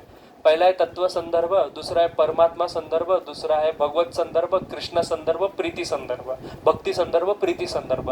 ये 6 संदर्भ है। 6 संदर्भ मतलब किताब, 6 बड़े बड़े उन्होंने किताब लिखे। तो ये जो डॉक्टर राधिका रमन प्रभु जी है, इन्होंने परमात्मा संदर्भ, ये 6 बुक में से एक बुक परमात्मा संदर्भ में से भी एक चैप्टर में से भी एक श्लोक के ऊपर उन्होंने पीएचडी किया। ऑक्सफोर्ड ने उनको एक श्लोक के ऊपर रिसर्च करने के लिए पीएचडी दे दिया, एक श्लोक के ऊपर। तो ये है हमारे आचार्य। तो मैं कहां पे था? शूद्रम। तो समझ में आ रहेगा कि शूद्र कौन है? शोक द्रवयति शूद्र, जो शोक में रोता है वो शूद्र है। तो मैं थोड़ा फास्ट नहीं जा रहा हूँ, इसके लिए क्षमा चाहता हूँ, क्योंकि मैं चाहता हूँ कि ये 2nd चैप्टर हम अच्छे से डिस्कस करें, क्योंकि इस चैप्टर का नाम ही है contents of Gita summarize, Gita सार। जो व्यक्ति गीता का सार दूसरा अध्याय समझ ले वो आगे में क्लास में मत आओ, चलेगा? ऐसा नहीं है, मजाक कर रहा हूँ। मतलब जिसने दूसरा अध्याय अच्छे समझ ले उसको आगे का गीता समझने में आसानी होता है। इसलिए मैं चाहता हूँ कि थोड़ा सा हम इसके ऊपर डीपली चर्चा करें। तो भगवान कहते हैं कि शूद्रम हृदय दौर्बल्यम। तो दूसरा एक शब्द इस्तेमाल करते हैं हृदय दौर्बल्य। तो दुर्बल हृदय का अर्थ क्या है? तो ये एक प्रकार का अनर्थ है। दुर्बल मतलब अनर्थ, हृदय दुर्बल है एक प्रकार का अनर्थ। अच्छा, अनर्थ क्या होता है? जैसे उसका नाम से ही हमको समझता है, अनर्थ जिसका कोई अर्थ नहीं है, बराबर। तो ये अनर्थ होता है जो भगवत प्राप्ति में हमको विलंब कराता है या हमारे भक्ति में बाधा लाता है। तो ऐसे 4 अनर्थों का वर्णन किया है शास्त्र में भक्ति विनोद ठाकुर जी ने अपने भजन रहस्य नामक ग्रंथ में। तो सबसे पहला अनर्थ है तत्व विभ्रम। तत्व विभ्रम मतलब क्या? कि तत्व को नहीं जानना, मैं कौन हूँ, हाँ, भगवान कौन है, ये तत्व विभ्रम, तत्व नहीं जानना। दूसरा अनर्थ है असत तृष्णा। मतलब क्या? बहुत सारे असत मतलब जो सत चीज नहीं है, जो वास्तव चीज नहीं, उसके लिए तृष्णा रखना। मतलब तृष्णा मतलब इच्छा रखना जो वास्तव चीज नहीं है। जैसा कि क्या है वो? भुक्ति मतलब एंजॉयमेंट, भौतिक इच्छाएं रखना कि अरे मुझे बहुत अच्छा घर मिले, गाड़ी मिले, बहुत सारा पैसा हो, मैं बहुत अमीर बनूं, ये असत तृष्णा है, भुक्ति, बराबर। क्योंकि ये सारा चीज आपको काम नहीं आने वाली। फिर दूसरा है सिद्धि। कुछ लोग भक्ति योग आदि मार्ग क्यों लेते हैं? कि मुझे कोई सिद्धि मिल जाए, बराबर, इतना सारा चीज हमको मिल जाए, सिद्धि मिल जाए। कोई जैसा कि मैं देखा हूँ कि बहुत सारे योगी रहते हैं, कोई जिनके मतलब किस के गुरु कोई योगी है, तो मैं उनको पूछता, अच्छा आपने इनको गुरु क्यों बनाया, आप इनकी पूजा करते हो, क्यों करते हो? पता है पानी पे चलते थे, ऐसा बोलते हैं लोग, ये पानी पे चलते थे, इन्होंने इतना तपस्या किया और पानी पे चलने की सिद्धि उनको प्राप्त हुई, बहुत महान है, ऐसा बोलते थे। तो एक बार ऐसे ही व्यक्ति हमारे प्रभुपाद जी के पास आया, प्रभुपाद जी को बोला, प्रभुपाद ही वॉक्स ऑन वाटर, ये पानी पे चलता है, नहीं इतना बड़ा योगी है पानी पे चलता है। प्रभुपाद ने कहा नॉनसेंस। क्यों नॉनसेंस? बोलते इतना साल तूने हिमालय में जाके तपस्या किया, क्या सिद्धि लेने को? पानी पे चलने को। बोलते आज तो साइंटिस्ट ने बोट बना लिया, मैं 5 रुपए देके पानी पे चलता हूँ, बोट में बैठ के पानी से। तो प्रभुपाद जी कह रहे कि अरे तुमने इतना तपस्या क्यों किया बस पानी को चलने को? आज देखो साइंटिस्ट ने, तुम अगर कहोगे हवा में उड़ते हैं, आज तो एरोप्लेन है। तुमको इतना तपबल तुम्हारा इस सिद्धि प्राप्त करने में लगा दिया है, पानी पे चलना, हवा में उड़ना, बराबर। तो ये सारा बहुत बड़ा बात नहीं है, और ये सारा सिद्धि तो भगवान अपने भक्त को ऐसा दे देते हैं। भक्ति रसामृत सिंधु में कहते हैं कि सिद्धि और मुक्ति ये दोनों भगवान भक्त के पीछे पीछे घूमते हैं, चेतिकावत, मतलब क्या, सेवक जैसे। आप भक्ति करो, आपको क्या नहीं मिलेगा, भगवान का भक्ति है। तो यह है दूसरा, असत तृष्णा में आता है भुक्ति, सिद्धि और मुक्ति की लालसा। मुक्ति की लालसा, बहुत सारे लोगों को पूछो आज वास्तव में कि अरे क्यों तुम भक्ति कर रहे हो, क्यों तुम भगवान का पूजा कर रहे हो, तो कहे मुक्ति मिलना चाहिए, बस मैं मुक्त हो जाऊं। अरे मुक्ति मतलब क्या? मुक्ति का अर्थ पता है? मुक्ति का अर्थ है जहाँ पे जिस चीज में दुख ना हो, दुख का खत्म, दुख का नाश ही मतलब मुक्ति है। तो ये हमारा जीवन का लक्ष्य नहीं है ना। जीवन का लक्ष्य है, मुक्ति का अर्थ है मुक्ति हित्वार्थ अन्यथा स्वरूपेण व्यवस्थित। मुक्ति का अर्थ है कि अपने खुद के स्वरूप में स्थित हो जाओ। तो अपना स्वरूप क्या है? तो जीवेरा स्वरूप है कृष्णेरा नित्य दास, कि जो ये जानना कि मैं भगवान का दास हूँ, इसी को मुक्ति बोला गया है। और भगवान कृष्ण के तो इतने सारे भक्त हो गए, सूरदास, हाँ, तुलसीदास गोस्वामी, तुकाराम महाराज, ये तो जीवन मुक्त से उच्चते। ये सब तो जन्म मतलब ब्रह्मांड में रह के भी ये लोग मुक्त थे, रह के भी हमारे सामने मुक्त उच्चते। इन लोगों को मुक्ति का जरूरत नहीं पड़ा, ये पहले से मुक्त घूमते थे, हाँ? तो ये है असत तृष्णा। तीसरा जो क्या कहते हैं, अनर्थ है, उसका नाम है अपराध, जो हम बहुत मजे से करते हैं, बहुत आनंद से करते हैं, अपराध। हाँ, तो अपराध में 4 प्रकार के अपराध माने गए हैं। सबसे पहला अपराध है वैष्णव अपराध, बराबर। वैष्णव अपराध मतलब जो भगवान कृष्ण का, विष्णु का, नरसिम्हा का, जिसका भी भगवान का जो भक्त हो, विष्णु का भक्त हो, उसको हम अगर 6 प्रकार का अपराध बोला गया है, बराबर। कि तुम भेजा था तुमको, वैष्णव अपराध का व्याख्या क्या है?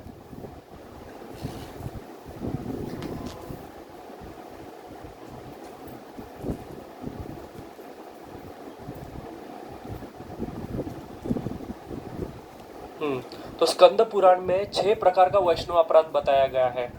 सबसे पहला है हंति, किसी विष्णु के भक्त को मार डालना, ये एक प्रकार का वैष्णव अपराध है। दूसरा अपराध है द्वेषति, किसी विष्णु के भक्त के प्रति द्वेष करना, भगवान का भक्त उसके प्रति द्वेष करना, तो ये एक वैष्णव अपराध माना गया है।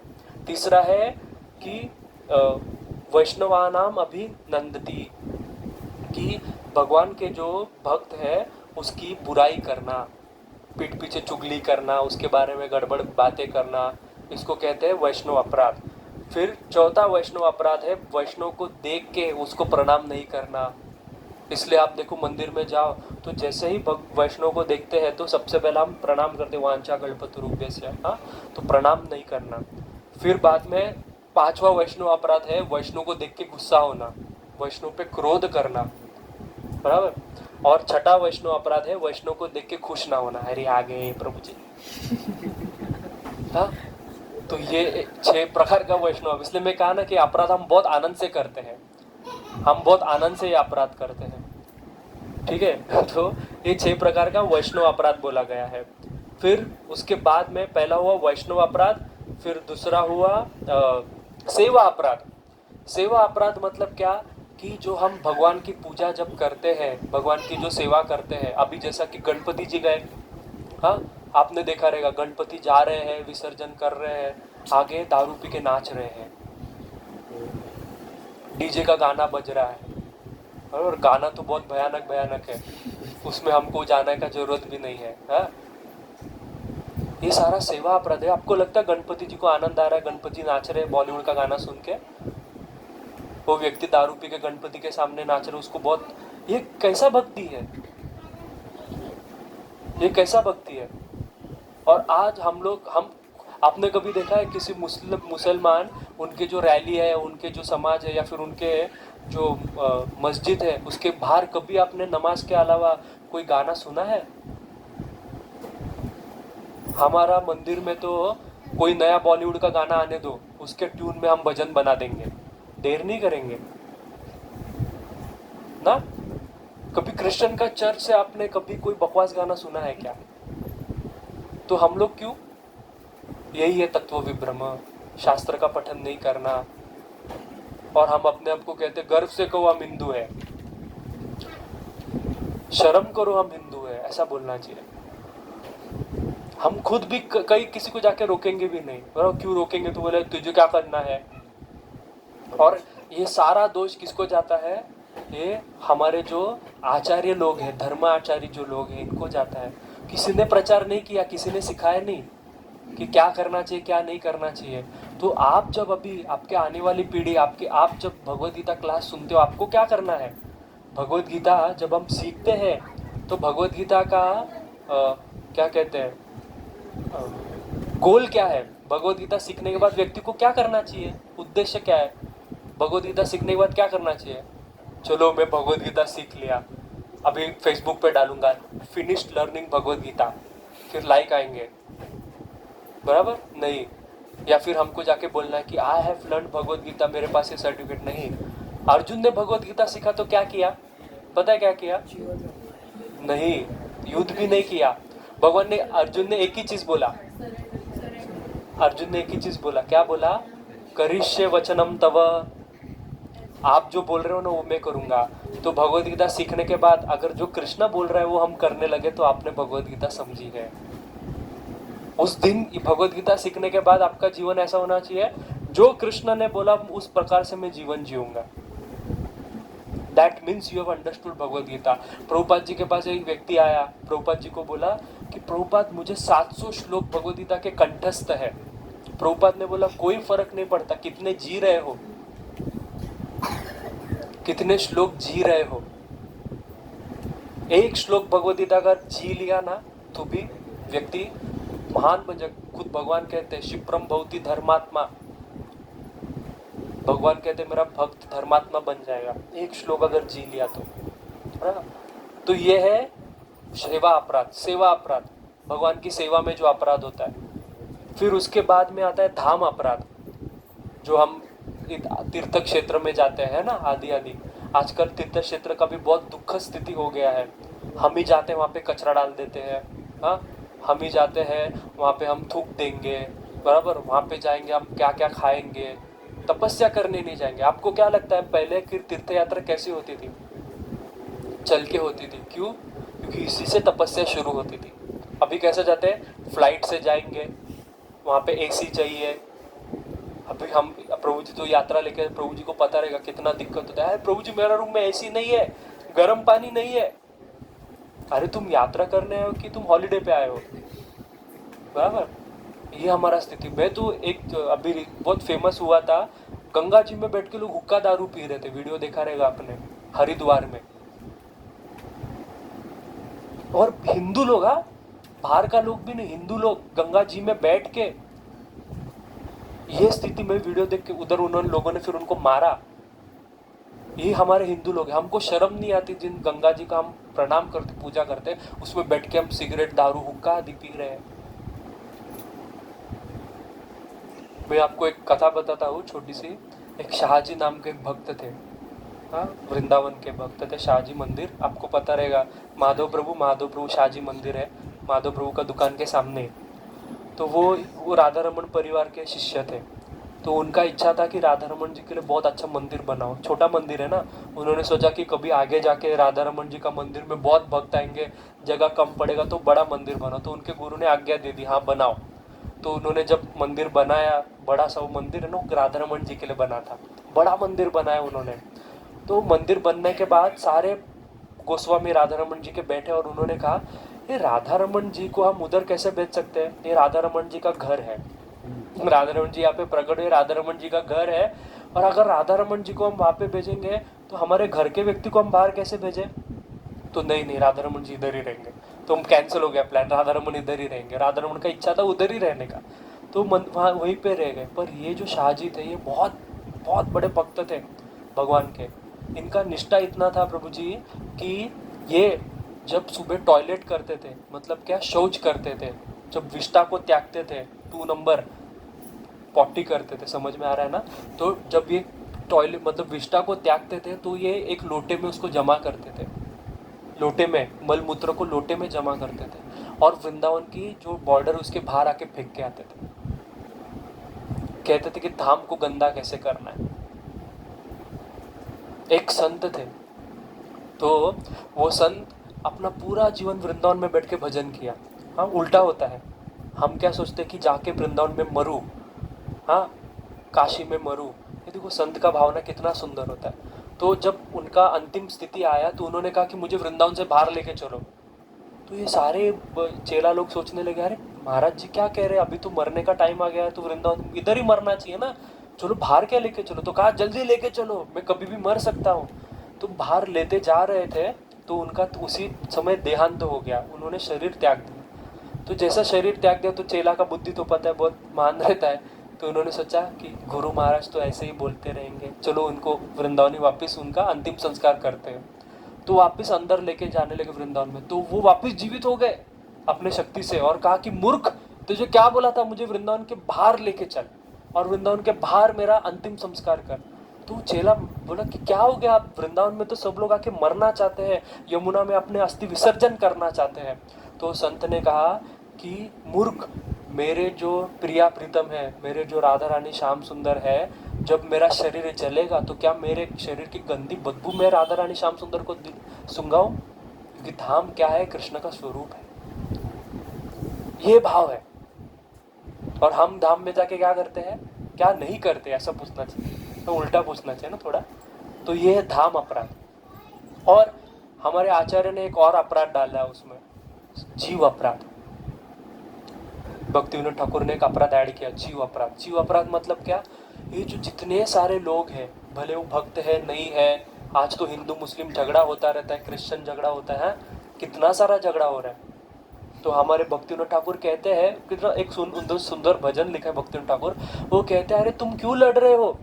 कहते हैं कोई भगवान को हाथ जोड़ के प्रणाम कर रहा है, कोई भगवान को घुटने टेक के प्रणाम कर रहा है, कोई भगवान को टोपी पहन के प्रणाम कर रहा है। प्रणाम तो एक ही तत्व को कर रहा है ना। कहते हैं कि जैसा जल, बराबर, इंडिया में जल को क्या कहेंगे, पानी, पानी मराठी में, साउथ में जाएंगे तो क्या कहेंगे, नीर, हाँ बराबर। फिर बाद में आप जाओ इंग्लैंड में क्या कहेंगे, वाटर, बराबर। वो अरेबिया में जाओ, वहाँ पे कुछ अलग ही कहेंगे, बराबर। तो एक ही पानी के अलग अलग नाम अलग अलग लोग कहते हैं। उसी प्रकार से एक ही भगवान है, उसको अलग अलग नाम से लोग पुकारते हैं। अगर कृष्ण नाम का अर्थ क्या है, आकर्षयति च कृष्ण, बराबर, सर्व आकर्षयति च कृष्ण, जो सबको आकर्षित करता है। कितना सुंदर अर्थ है कृष्ण नाम का, जो सबको भगवान वही होता है ना जो सबको आकर्षित करता है। मैं थोड़ी भगवान हूँ, बन भी सकता हूँ कि मुझे कौन आकर्षित होगा, बराबर। सर्व आकर्षयति च कृष्ण, जो सबको आकर्षित कर सकता है वो कृष्ण। जब कृष्ण भूतल पे थे तो कहते हैं कि सब लोग बिना बोले उनसे प्रेम करते थे, ये उनका सुंदरता था। तो यही तो भगवान का डेफिनेशन है। अच्छा, अल्लाह का अर्थ क्या है, जो सबसे शक्तिशाली है, बराबर, द ग्रेटेस्ट। क्या तो कृष्णा ग्रेटेस्ट नहीं है, कृष्णा इज ऑल्सो ग्रेट। तो कृष्णा भी अल्लाह ही हुए, अल्लाह ही कृष्ण हुए, है ना। तो ये सारा झगड़ा ये लोग मूर्ख लोग, पॉलिटिशियन लोग करवाते हैं। तो वास्तव में जो जिसका धर्म में स्थित है, भगवान ने उसको उस प्रकार का भजन दिया है, ये समझ के आचार्य कहते हैं कि उनको हम छोड़ देना चाहिए, हम अपने ऊपर ध्यान देना चाहिए, हमारा स्थिति क्या है। तो ये 5 प्रकार का अपराध बताया। और हमारे आचार्य तो कहते हैं कि ये सारे अपराध नष्ट हो सकते हैं, पर एक अपराध कभी नष्ट नहीं हो सकता है, वो वैष्णव अपराध। इसलिए भक्तों की निंदा, भक्तों से कभी भी कोई भी प्रकार अपराध नहीं करना चाहिए। और भक्त अपराध बचने के लिए सबसे प्रैक्टिकल फॉर्मूला है कि अपने आप को भक्त मानना छोड़ दो और दूसरों को भक्त मानना शुरू कर दो, है ना। हम जब भक्ति वैष्णवी हमारे घर पे, हमारे इस्कॉन के भक्त का ही बात कह रहा हूँ मैं, बाहर आके सबको प्रणाम करेंगे मंदिर में, वांछा कल्पतरुभ्यश्च, और खुद के पत्नी को चल काम कर, ये कर, ये स्थिति है। मैं देखा हूँ, एक बहुत डिटेल में नहीं जाना चाहता, मैं बता रहा हूँ, एक प्रभु जी है, वो खुद वैष्णव है, पूजा करते हैं भगवान का, जगन्नाथ जी का, और अपने पत्नी को मारते हैं। ये स्थिति है। तुम कैसे वैष्णव हो? क्यों तुम्हारी पत्नी वैष्णव नहीं है? तुम्हारी पत्नी वैष्णव नहीं है, तुम सिर्फ मंदिर में वैष्णवी संबंध है। तो ये स्थिति है कि हमको हर व्यक्ति को वैष्णव देखना जानना चाहिए। आपको पता है कि भक्ति सिद्धांत सरस्वती ठाकुर महाराज से किसी ने पूछा कि ये जो बुद्ध है ना, बुद्ध को देख के मुझे याद है कि ये जो बुद्ध भगवान है ना, इनके जो फॉलोअर्स है ये क्या वैष्णव है? तो उन्होंने बहुत सुंदर उत्तर दिया। उन्होंने कहा कि इस जग में कौन वैष्णव नहीं है? ये वो कहते हैं, कौन वैष्णव नहीं है? वैष्णव वो है जो विष्णु से जिनका जन्म हुआ है। तो विष्णु का जन्म किनसे नहीं हुआ है? कौन ऐसा जीव है जिसका विष्णु से जन्म नहीं हुआ है? बराबर। ब्रह्म रुद्र आदि वैष्णव नारायण से जायते, शास्त्र कहता है नारायण ब्रह्म जायते, बराबर। नारायण रुद्रो जायते, रुद्र नारायण से प्रकट हुए। अरे सारे देवी देवता भगवान नारायण से प्रकट हुए, हम नारायण से प्रकट हुए, तो कौन वैष्णव नहीं है? बस फर्क इतना है कि भूल गया है कि वो वैष्णव है। जब याद आ जाएगा तो खत्म हो गया, वैष्णव बन गया। तो हमको सबको सम्मान देना चाहिए। इसलिए वैष्णव अपराध सबसे भयानक अपराध माना गया। और जो लास्ट अपराध है जो कृष्ण कह रहे हैं, हृदय दौर्बल्य, कि दुर्बल हृदय होना। चौथा अनर्थ है हृदय दौर्बल्य। ये जो अनर्थ है बहुत भयानक अनर्थ है, क्योंकि इसमें क्या होता है, तो आचार्य कहते हैं कि तुच्छ आसक्ति, जो तुच्छ चीज़ों से आसक्ति, मतलब जो चीज़ें इंपॉर्टेंट नहीं वो चीज़ों से आसक्ति रहना, कूटनाती रहना। कूटनाती मतलब दोगला, हिपोक्राइट ना, क्या कहते हैं? हिपोक्राइट हिंदी में क्या कहते हैं? दोगला और दोगलापन। ये जिस व्यक्ति में, उसमें हृदय दौर्बलता। मात्सर्य, अरे उसके पास इतना अच्छा गाड़ी मेरे पास क्यों नहीं है, ये मात्सर्यता। और प्रतिष्ठा, अपने आप को बहुत महान समझना, प्रतिष्ठा का इच्छा करना। ये 4 प्रकार के अनर्थों का कृष्ण वर्णन करते हैं, आचार्य वर्णन करते हैं। तो इसके बाद में 4थे श्लोक में अर्जुन कहता है कि अर्जुन उवाच कथम भीष्म संख्यम द्रोणम च मधुसूदन इषुभि प्रत्सयामि पूजारावरिसूदन। कहते हैं कि हे अर्जुन कहता है कृष्ण से कि अरे तुम मुझे कह रहे हो कि युद्ध करो, मुझे तुम नपुंसक कह रहे हो, पर तुम मुझे बताओ मैं कैसे भीष्म और कथम भीष्म अहम संख्य, मैं भीष्म और द्रोणाचार्यों पर कैसे बाण मार सकता हूँ? तुम कभी तुम्हारे दादाजी पे बाण मारोगे? कृष्ण को पूछता है। तुम उग्रसेन को बाण मारोगे क्या? कृष्ण को पूछ रहे हैं अर्जुन। अपने दादा को कोई मारेगा क्या? तुम मुझे कैसा बता सकते हो कि बाण छोड़ो करके? ये अर्जुन पूछ रहा है। कहता है गुरुण हत्वा हिमानुभावान श्रेयो भोक्ताम भैक्षमपीह लोके हत्वार्थ कामांस गुरुन ही एव भुंजा भोगान रुद्रिंग प्रदिग्ना। बहुत गहरी बात अर्जुन कहता है। अर्जुन कहता है कि मैं भीख मांग के रह लूंगा। गुरुन हत्वा ही महानुभावान श्रेयाम भोक्ते भैक्षमपीह लोके, मैं भीख मांग के रह लूंगा, पर मैं अपने गुरु की हत्या नहीं करूंगा। गुरु न हत्वा, गुरु की हत्या थोड़ी कर सकता है कोई। हम तो जानते हैं कि गुरु कौन है, पूजनीय, आचार्य मम विजानीयात। गुरु को तो भगवान से बड़ा माना गया है, तो उसकी हत्या कैसे करेंगे? तो इसलिए कहते हैं कि गुरु की हत्या नहीं कर सकता, मैं भीख मांग के रह लूंगा। आगे कहता है कि हत्वार्थ कामान गुरुन स्थिहैव, कि मैं क्या मेरी इच्छाएं पूरा करने के लिए अपने गुरु का हत्या कर दूं? क्यों युद्ध करना है? कृष्ण का कहना युद्ध करने का क्यों था कि तुम तुम्हारा कर्तव्य करो। पर अर्जुन क्या समझ रहा है कि कृष्ण कह रहा है कि तुमको राज्य मिल जाएगा, इसलिए नहीं। कृष्ण को अगर अर्जुन को राज्य देना था तो ध्रुव महाराज जैसा ध्रुव लोग बना के दे देते थे। ये भगवान का स्पेशलिटी है, वो तो एकदम यूनिक कुछ स्पेशल दे देंगे भक्त को। वो थोड़ी ये फालतू राज्य जो नश्वर है। ध्रुव महाराज का राज्य देखो आज भी ध्रुव तारा बन के चमक रहा है ना, ऐसा राज्य दे देंगे। तो भगवान ये नहीं चाहते, पर अर्जुन समझ रहा है कि शायद से कृष्णा मुझे मेरी इंद्रिय तृप्ति करने को कह रहे, इसलिए कहते हैं कि मुझे ये सब नहीं चाहिए। और कहते हैं ऐसा राज्य तो चाहिए ही नहीं, भुंक्तान भोजनान रुधिर प्रदिग्न, ऐसा राज्य नहीं चाहिए जो राज्य किसी के खून से लथा हुआ है। बराबर ना? अगर मैं कहूँ ये प्रॉपर्टी आपको मिलेगी, बस आपको किसी का मर्डर करना है, करोगे? नहीं ना। तो उसी प्रकार से अर्जुन भी अच्छा ही बात कर रहा है कि नहीं ये प्रॉपर्टी नहीं चाहिए किसी का मर्डर करके। फिर आगे कहता है कि न चेताद विद्मः कातरान नगर्यो यद्वा जयेम यदेवा न जययु। कि मुझे नहीं समझ में आ रहा है कि मुझे क्या करना चाहिए, कि मुझे उनको हरा के राज्य भोगना चाहिए या मुझे खुद हार, मतलब मैं खुद हार जाऊंगा उनको राज्य मिल जाएगा। कहते हैं यानिव हत्वा न जिजा विषामस ते अवस्थितः प्रमुखे धातराष्ट्रः। और ये सारे कौन है? ये धृतराष्ट्र के पुत्र है। तो मुझे नहीं समझ रहा है कि ये जो मेरे जो पिता के समान धृतराष्ट्र, इनके पुत्र सामने खड़े हैं, तो मुझे नहीं समझ में आ रहा है कि इनको मार के जितना अच्छा है कि खुद हार जाओ, कुछ समझ में नहीं आ रहा है। और इसलिए अर्जुन 7वां श्लोक कहता है, बहुत फेमस श्लोक है, कहता है कार्पण्य दोषो उपहत स्वभाव पृच्छामि त्वां धर्म समूढ़ चेत ये श्रेय निश्चितं ब्रूहि तन्मे शिष्यास्ते हम शाढ़ी माम त्वां प्रपन्नम। तो यहाँ पे 5 मिनट चलेगा। तो यहाँ पे अर्जुन कहता है कि कार्पण्य दोषो उपहत स्वभाव। यहाँ पे अर्जुन वास्तव में हमको सिखा रहा है कि भगवान को शरणागति कैसे जाना है। अभी तक कृष्ण ने अर्जुन को एक भी ज्ञान वाली बात नहीं की थी, बस गाली मारी थी। क्यों? क्योंकि अर्जुन अभी भी कृष्ण को क्या समझ रहा था, मेरा मित्र है। पर जब प्रॉब्लम में फंसते हैं तो अर्जुन दिखा रहा है किसके पास जाना चाहिए, क्या करना चाहिए। अर्जुन प्रॉब्लम में है, हम भी देखो प्रॉब्लम में है, हमको नहीं समझता है। जैसे बच्चे रहते छोटे, कॉलेज पास आउट होते, उनको नहीं समझता है साइंस लूँ, मैथ्स लूँ, क्या लूँ, कॉमर्स लूँ। ये सारा कन्फ्यूजन, लाइफ में कन्फ्यूजन ही है।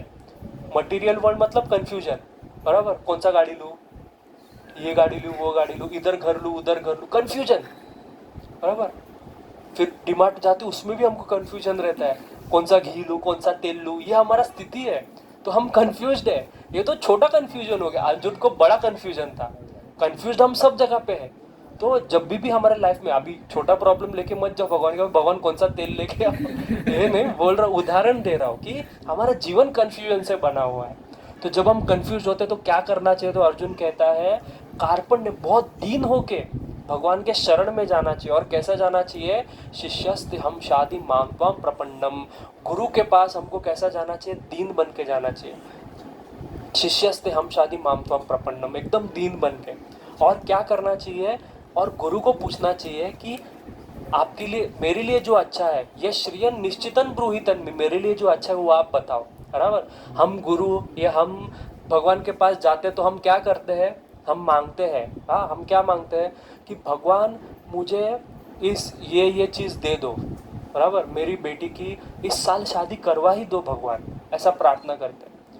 भगवान वहाँ पे बैठ के सोच रहे हैं, अरे इस साल तेरी बेटी की शादी हो जाएगी तो तेरी बेटी का जीवन अच्छा नहीं रहेगा, अपशगुन रहेगा। भगवान ज़्यादा जानते हैं, भगवान कहेंगे मैं अगले साल करवाऊंगा। नहीं, भगवान इसी साल करवा दो। तो ये है क्या? दो चीज़, एक है प्रेयस और एक है श्रेयस। हम जो मांगते हैं वो है भगवान से प्रेयस, मतलब मुझे जो चाहिए वो करो, मुझे जो चाहिए वो करो। अरे भगवान तुमको जन्म दिए हैं, भगवान तुम्हारा पूरा सृष्टि चला रहे हो, भगवान को नहीं पता तुम्हारे लिए क्या अच्छा है?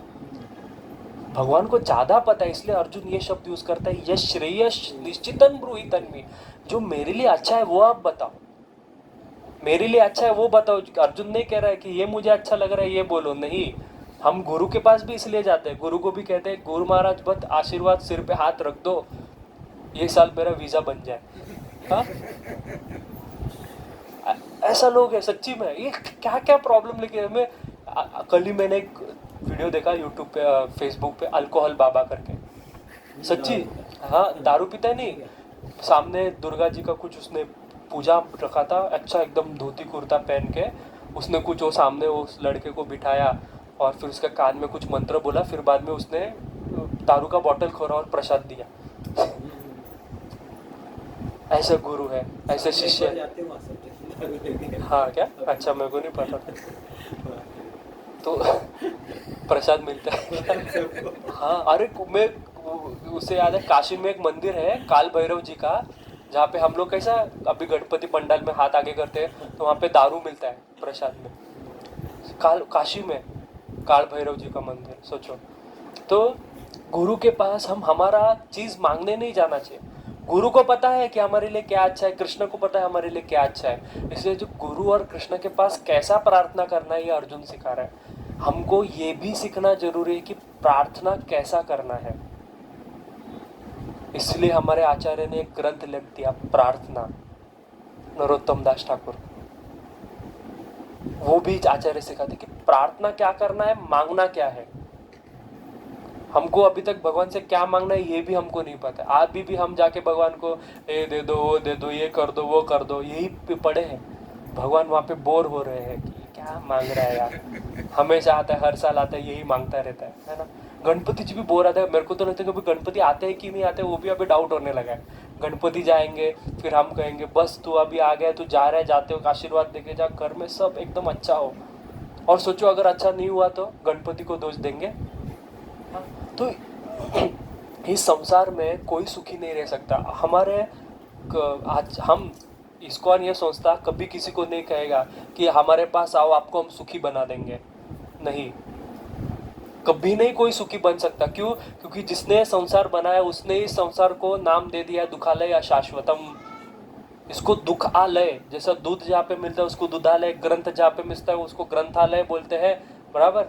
तो उसी प्रकार से यहाँ पे दुख मिलता है, इसलिए इसको दुखालय या शाश्वतम भगवान ने बोला है। तो यहाँ पे आप सुख का अपेक्षा मत करना। तो आप कहोगे फिर भक्ति क्यों करना, दुख मिलने ही वाला है तो क्यों मैं इतना सारा नियम लूँ, तो उससे अच्छा नहीं पार्टी करूँ, बराबर। तो भक्ति इसलिए करना है क्योंकि जो दुख आएगा उसको भोगने की शक्ति और उससे ना फर्क पड़ने की शक्ति भगवान देंगे। बराबर। महान कौन सा चीज़ है कि आग जब लगे, बराबर, आग जब लगे, आग होना ही नहीं ये महान चीज़ नहीं है, आग लगना ही नहीं ये महान चीज़ नहीं। आगनी जरूरी है, पर अगर आग लगे और मैं उसमें हाथ डाल दूँ फिर भी मुझे फर्क ना पड़े, ये महान चीज़ है। ये कृपा भगवान करते हैं। मैं अग्नि में हाथ डाल रहा हूँ पर मुझे कुछ हो नहीं रहा है, ये सिद्धि भगवान भक्त को दे देते हैं। दुखालय शाश्वतम में रह के उस दुख से कोई फर्क ही नहीं पड़ता।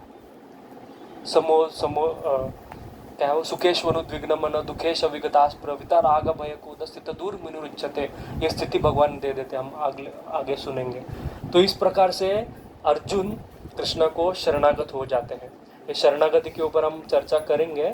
तो अभी बहुत ऑलरेडी 9 o'clock हो गया है, तो इसलिए हम अगले क्लास में इसके ऊपर चर्चा करेंगे। आज का दिन बहुत ही शुभ दिन है, आज भद्र पूर्णिमा है। हाँ मैं वही प्रभु जी को, मैं आ रहा था तभी मेरे को सुबह याद है, अरे आज भद्र पूर्णिमा है। और भद्र पूर्णिमा का सबसे उच्च कोटि का भद्र पूर्णिमा का फल है कि भागवतम का दान देना चाहिए या भागवतम पढ़ना चाहिए। और आज हमने भागवतम के ऊपर ही चर्चा की है। ते चामश कड़ा प्रुंश कृष्णस्तु भगवान स्वयं, प्रभु जी माता जी के ऊपर भगवान का असीम कृपा है। कितना शुभ अवसर पे भागवतम का चर्चा हमको करने मिला उनके घर में, प्रभु जी माता जी के लिए विशेष कृपा है भगवान का। आज भद्र पूर्णिमा, आप लोग के ऊपर भी कृपा है, ऐसे समय में ऐसे स्थिति में आपको भगवान का कथा सुनने मिल रहा है, बराबर। और दूसरा एक चीज़ है कि अभी पितृपक्ष शुरू हो रहा है। हाँ, तो सब लोग को पितृपक्ष के बारे में बहुत उत्सुकता रहती है। पितृ का सेवा करना बहुत ज़रूरी है। मैं मतलब जितना मेरे को पता है, जितना मैंने जाना है, उससे मेरे को एक चीज़ समझ में आया है, और ये शास्त्र सम्मत बात है कि जितना भी व्यक्ति को दुख होता है, संतान प्राप्ति न होना, घर में धन की समस्या होना, ये सारा चीज़ पितृ के रुष्ट होने से होता है। हाँ, तो हमको पितृ को आनंदित करना है। कैसा करेंगे? तो आपका जो श्राद्ध करते हो, जो आप उनको जो पितृ को श्राद्ध देते हो, जो प्रसाद लगाते हो, वो तो एक तरीका है, पर उससे ज़्यादा पितृ तृप्त और आनंदित होते हैं। पितृ कहते हैं अस्फुटयंती च पितरः नृत्यंती च मुहु मुहु, कि पितृ ताली बजाते, जोर जोर से चिल्लाते पितृलोक में। अस्फुटंती च पितृहु, जोर जोर से चिल्लाते, ताली बजाते। नृत्यंती च मुहु मुहु, डांस करते हैं, नाचने लगते। क्यों? तो कहते हैं मतकुल वैष्णव जातः संसंता भविष्यति, कि मेरे कुल में जो वैष्णव उत्पन्न हुआ है ना, वो मुझे तारेगा भविष्य में। मतलब भक्ति करने से पितृ आनंदित होते हैं। और आगे कहते हैं नित्यंती पितरः सर्व नृत्यंती च पितामह, जितने भी आपके पितामह है, जितने भी आपके पितृ है, वो सारे पितृलोक में नाचते हैं, आनंद मनाते। क्यों? क्योंकि वो देखते हैं मद्वंशो वैष्णवो जातो स मे तारत भविष्यति, कि मेरे कुल में एक वैष्णव जन्म लिया है, वो मेरे भविष्य में मुझे तारेगा। तो वैष्णव कुल में होने का ये बहुत महान फल है। आप पितृ को आपको अगर तृप्त करना है तो सबसे पितृ को तृप्त करने का बेस्ट मार्ग है कि विष्णु का भक्ति करना। आप जो पितृ को भोग लगाओगे वो पहले भगवान विष्णु को भोग लगाओ और वही प्रसाद उनको, महाप्रसाद उनको खिलाओ, उससे वो आनंदित हो जाएंगे। और आप जितना हो सके उतना हरिनाम संकीर्तन करो, जप करो, भगवान के भक्त बनो, इससे पितृ तृप्त होते हैं। और जब पितृ तृप्त हो जाते तो सुखी सुख है ना, बराबर। क्योंकि ये जग जो है ये उनकी वजह से चलता है, हर चीज़ का एक देवता होता है।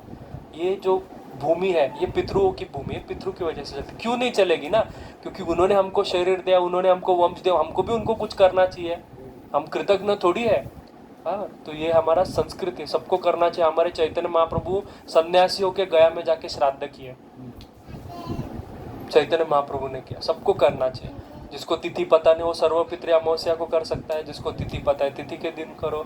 पर सबसे उत्तम पक्ष क्या है, भगवान की भक्ति कर दो। भले कभी कभी हम जैसे कि किसको पता ही नहीं कि अरे श्राद्ध करना है नहीं करना है, पर वो व्यक्ति भगवान का भक्ति करता है तो उसके सारे सबको तृप्त कर लेता है। देव प्रभुपाद जी एक सुंदर श्लोक कोट करते हैं, हाँ ये देखो 41 वर्ष में फर्स्ट चैप्टर कहते हैं, देव ऋषि भूतापि निर्णम पितृणाम न किंकरो नयम ऋणी च राजनः। कहते हैं सर्वात्मना यह शरणम शरणम गतो मुकुंद परिहायात कार्तम। कहते हैं कि देव ऋषि, सारे देव ऋषि तृप्त हो जाते हैं। भूतापि निर्णम, जितने भी आपके जितने सुख संबंधी है, सगे संबंधी, जिनसे आपको संबंध है, शरीर से जिनका भी संबंध है, माता पिता भाई बहन, सब तृप्त हो जाते हैं। पितराणिम न किंकरो च, पितरों की भी सेवा करने की जरूरत नहीं पड़ती उस व्यक्ति को जो सर्वात्मना या शरणम शरण्यम, जो व्यक्ति ने मुकुंदों को शरण गया है, भागवतम कहता है। तो उस व्यक्ति को किसी को तृप्त करने की जरूरत नहीं पड़ती। क्यों? क्योंकि उसने मूल को तृप्त, जैसा अपने पेड़ को पानी डाल दिया, तो पेड़ को जब पानी डाल दिया उसके जड़ में, तो आपको अलग से उसके टहनी को पानी डालने का जरूरत नहीं है, अलग से फल को पानी डालने का जरूरत नहीं है ना। पेड़ को मूल में डाल दिया तो सबको मिल गया। उसी प्रकार से कृष्ण को दे दिया, सबको मिल गया। ठीक है, हरे कृष्णा कृष्णा कृष्णा हरे हरे, हरे राम राम राम हरे हरे। श्रील प्रभुपाद की जय। किसी का कोई प्रश्न है पूछ सकते हैं।